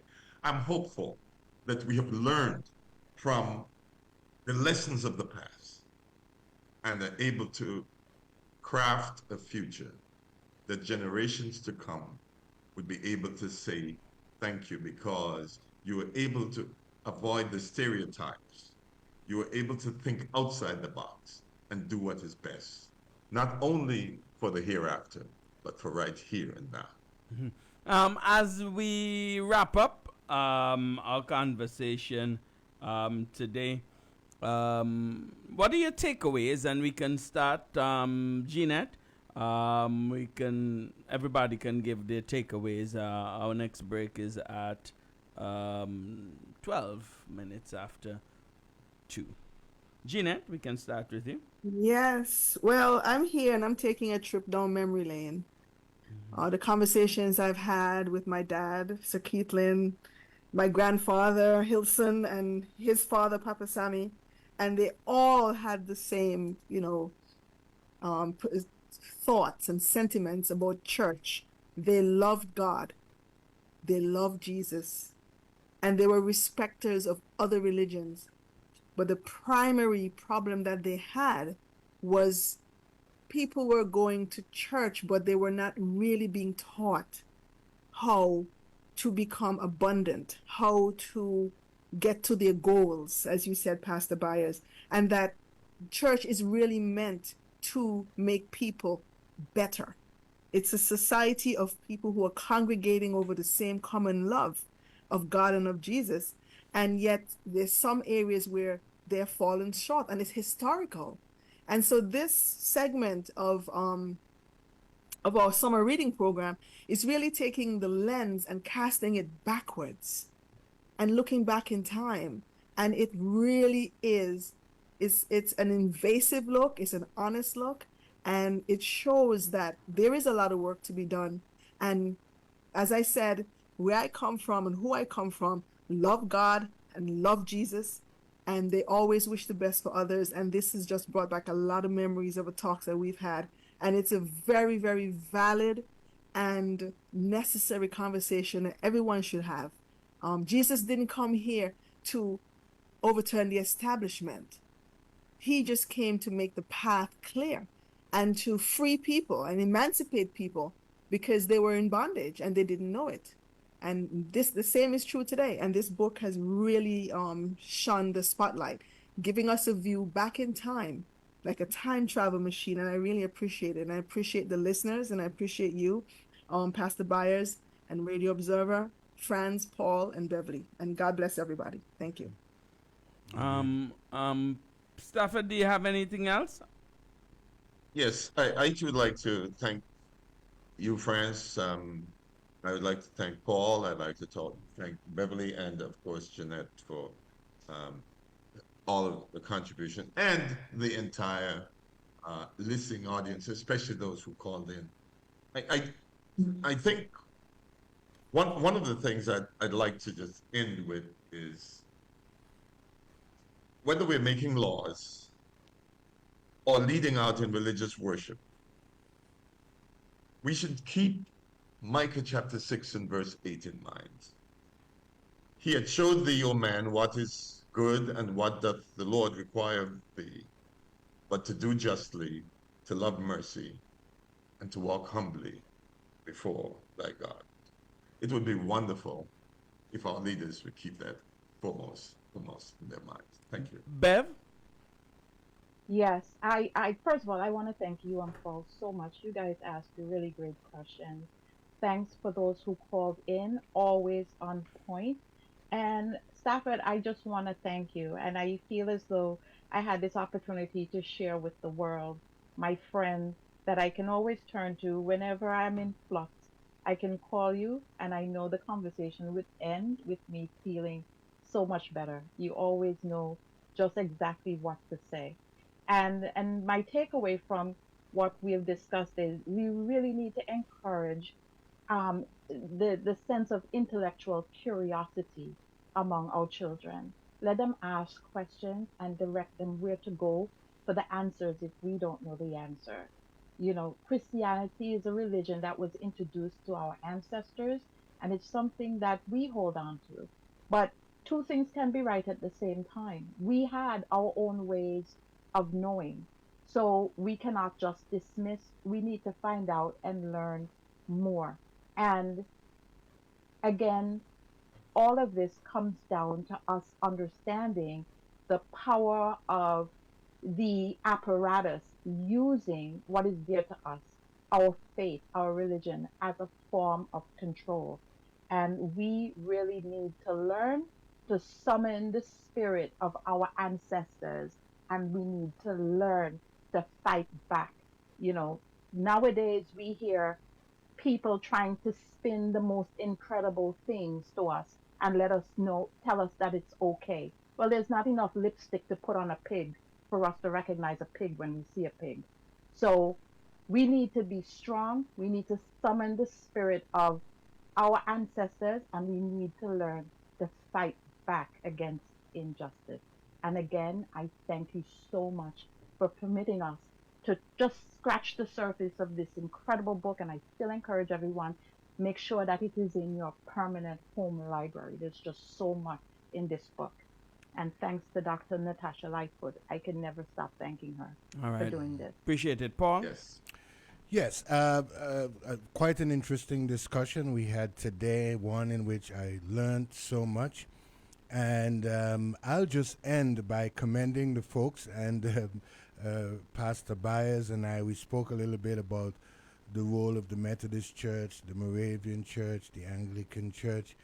And in a few days' time, on August the 1st, there's going to be an emancipation service, Emancipation Day service at the Moravian Church. I've gone to about 5 of them every Emancipation Day, and I've been enormously blessed. I wear my African outfit and all of that. But the truth is, I never really delved into the history of that Green Bay Moravian Church and why it's playing such an important role in our emancipation. So coming out of this, I am resolved this Emancipation Day to dig a little deeper into, and Stafford himself mentioned the role of the Moravians in Green Bay, to dig a little deeper into the history of the Green Bay Moravian Church and why it is now so important in recognizing our emancipation. And of course, there's the Emancipation Day service 2024 at Green Bay Moravian. Stafford, when do you leave? On the 28th. Oh, good. So I sent you a WhatsApp. Let's reach out and see. I know people may not know, but you're one of the people that don't have a habit of sugarcoating things and dealing with things directly, whether they are comfortable, uncomfortable, popular, unpopular. So it'd be good for us to have you in to have a discussion and have people ask questions that may be difficult or concerning or plaguing or whatever the issue. It's always good to have a voice like yours. So we will definitely pin down the details there. But I want to thank everybody who participated today in the summer reading program. And I'm looking forward to the next 2 weeks. We are on the back end now. Bev, time flies, but we certainly are having a good time with this book.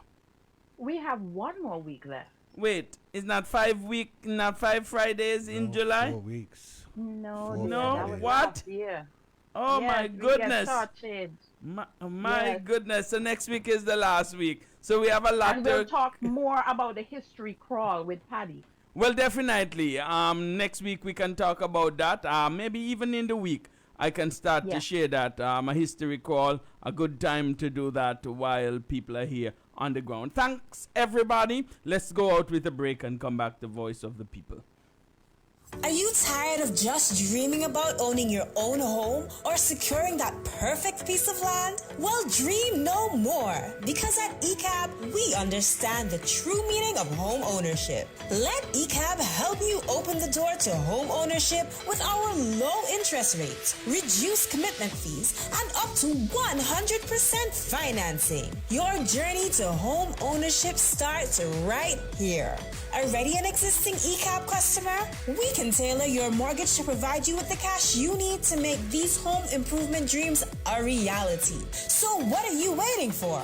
Call us today at 480-6186 or visit us at ecabank.com to apply for your home ownership loan today. Remember, terms and conditions apply. The Eastern Caribbean Amalgamated Bank. Our future, our bank. Hey you, it's time to get excited because Newsco Observer Limited is bringing you a raffle with prizes that will blow your mind. Picture this, you could win 6 Inter-Caribbean airline tickets, a refrigerator, television, stove, microwave, freezer, blender, fans, vacuum cleaner, other household appliances, and more. By participating in this raffle, you're also supporting our equipment upgrade, ensuring Newsco Observer Radio and Hits FM stay on the air. Tickets are only $20, but you can get a book of 10 for only $180. Get yours today from the Observer Radio Radio Office, Townhouse Mega Store, Raymond Shire Hardware, Flower World, U2 from Valerie Gonzalez Barrero, or on the ticketing app. The draw is going to be held on Juve morning, Monday 5th August at 10 a.m. on Record Street. So don't miss out. Grab your tickets now and get ready to win big with Newsco Observer Limited.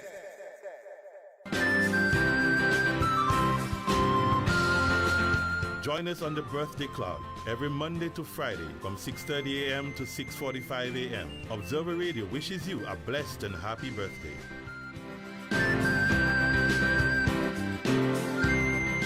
Hello, Carnival. Nice to see you again. Hey people, this is Ezra the Fun Machine, and I'm calling all revelers, carnivalists, and bacchanalists. Let me tell you, take a loan of $3,000 or more for your costume and pay only $340 per month with God's ready cash. Plus, you get to enter to win your loan back. That's right! Pay $0 down and nothing for the first 30 days. All you need is your ID, proof of address, job letter, pay slip, and 2 references. Visit your nearest Courts Already Cash location today or contact your Carnival band for more details. Experience Carnival 2024 with Courts Ready Cash. We are ready when you are. Conditions apply. This is Observer Radio.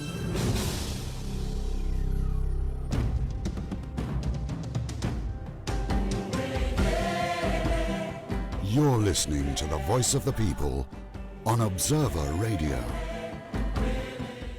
Welcome back to Voice of the People on Observer Radio 91.1 FM. Paul and the friends, we're in the house. And Moraine Sabine Louise Bays, we have your social security card here at Observer.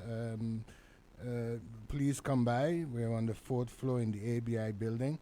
I believe you were here, and that's why your card is here. Or someone may have turned it in, but we have a card for Moraine Sabine Louise Bays.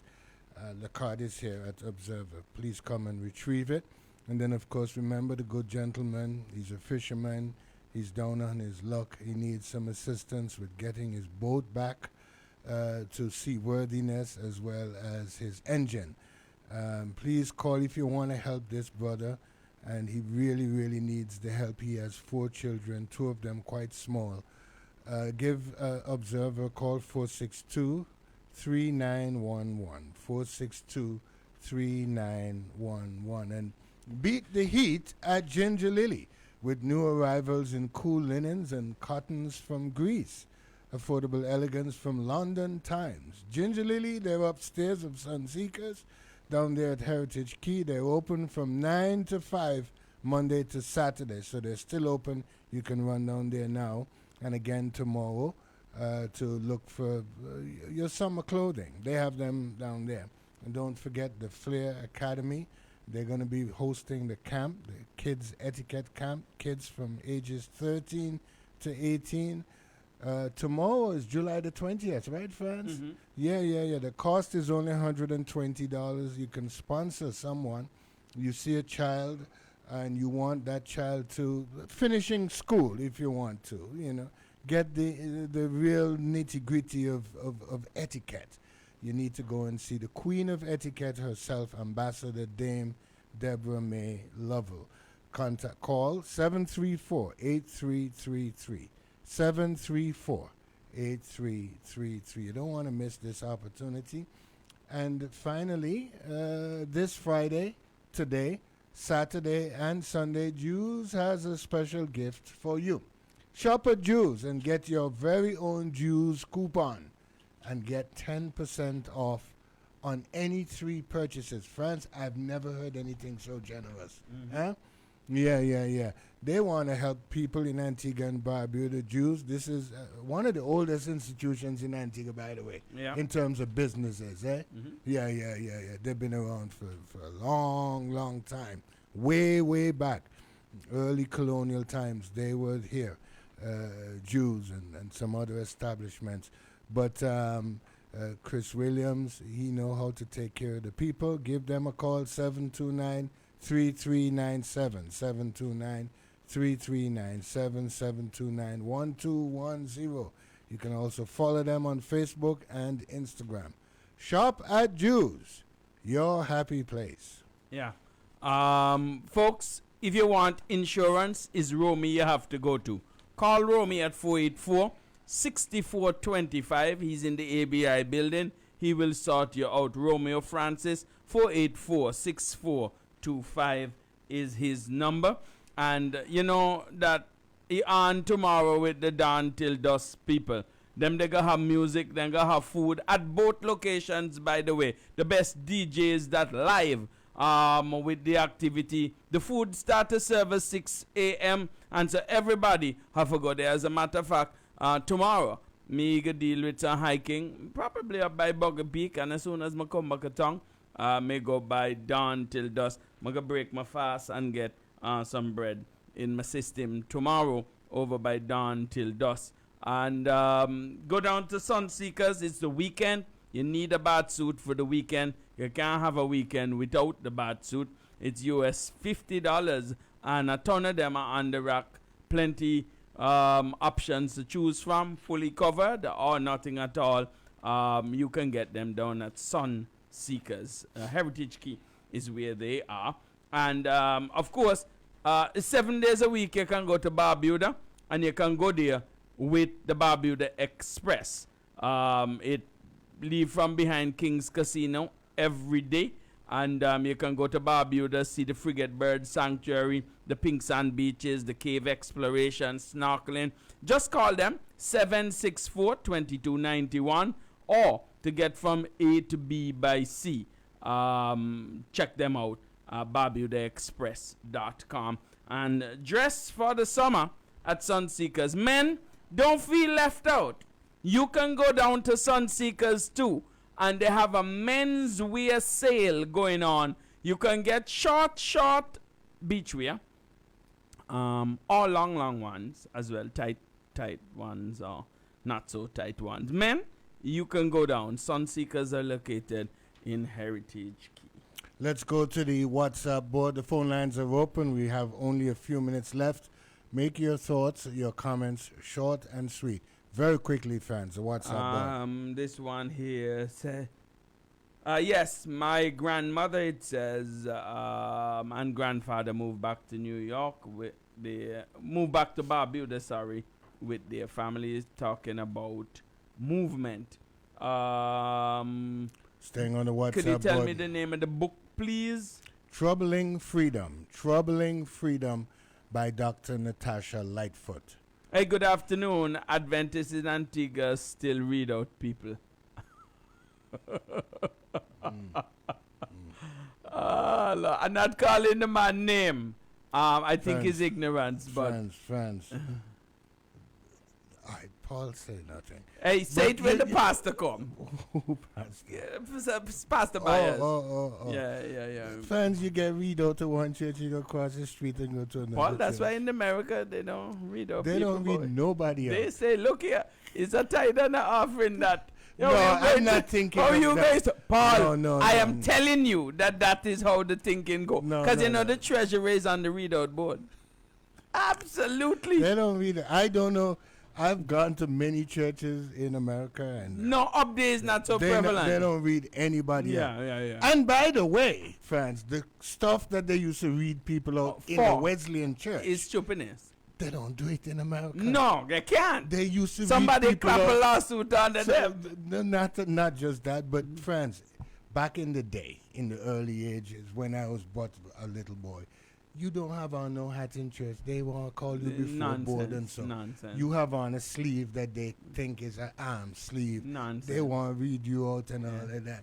And in America, most women wear arm sleeve shirts to dress. Yeah, it's no problem. Arm sleeve dresses to church. They don't wear no hat. No. Huh? Yet the missionaries came here and forced all of that nonsense down on us. Mr. Pringle set the record straight on Observer this morning. He did. Antiguans who love their country need to support the UPP to get rid of Labour Party, is what this person here said. I don't know who thinks that going to be a part of Labour Party could be a way to show patriotism and save their country.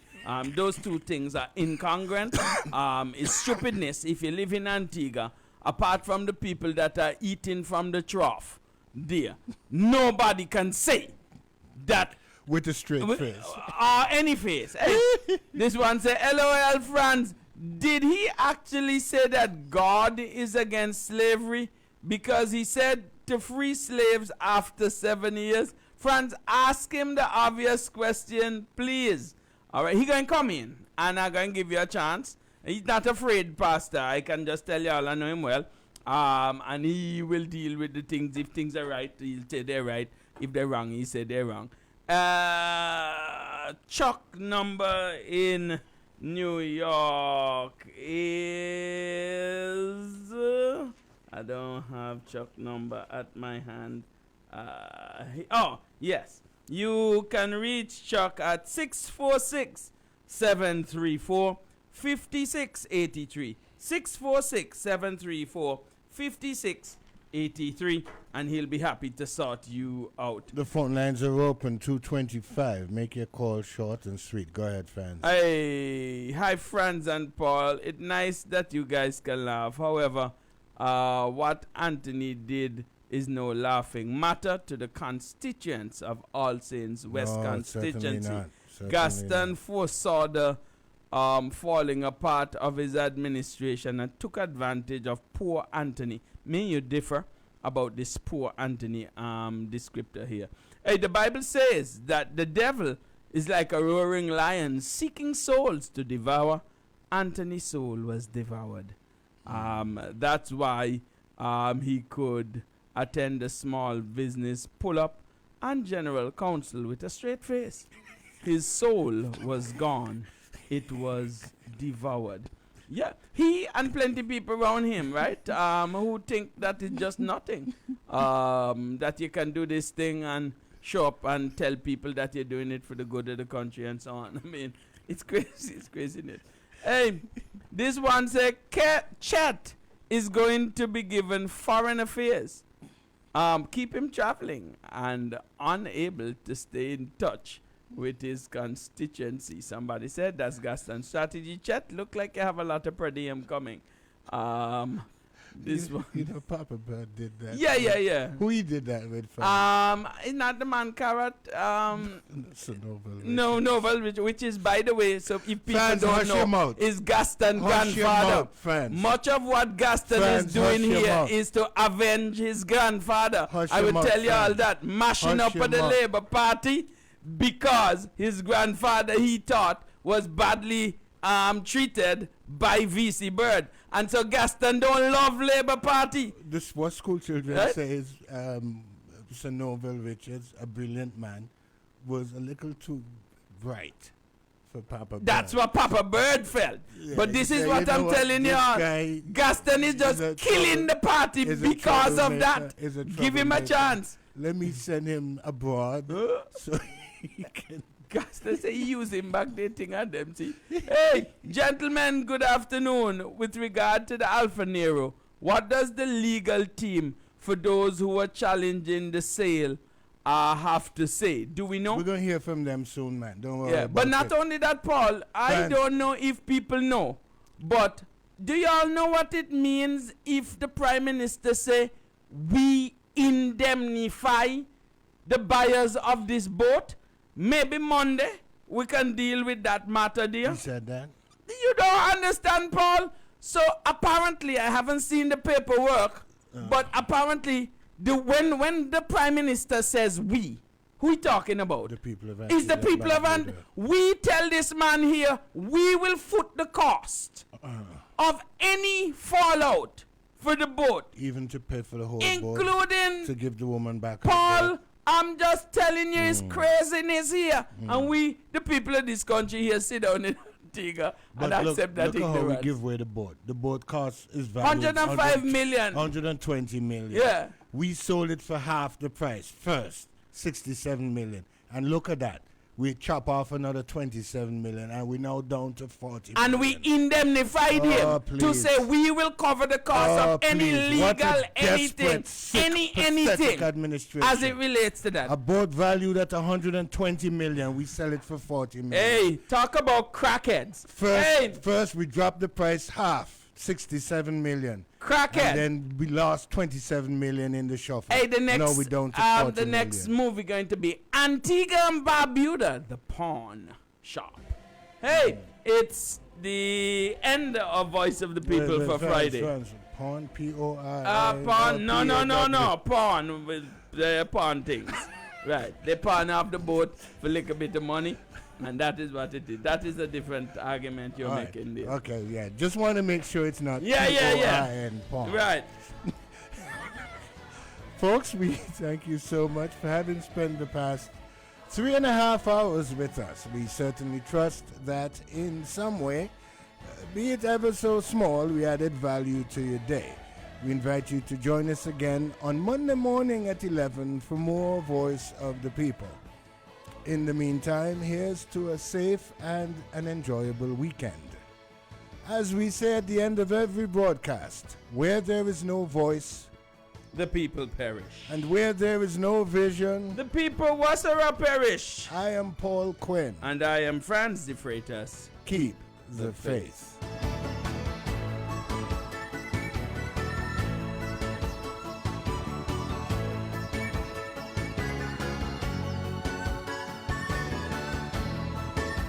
You've been listening to the Voice of the People on Observer Radio 91.1 FM.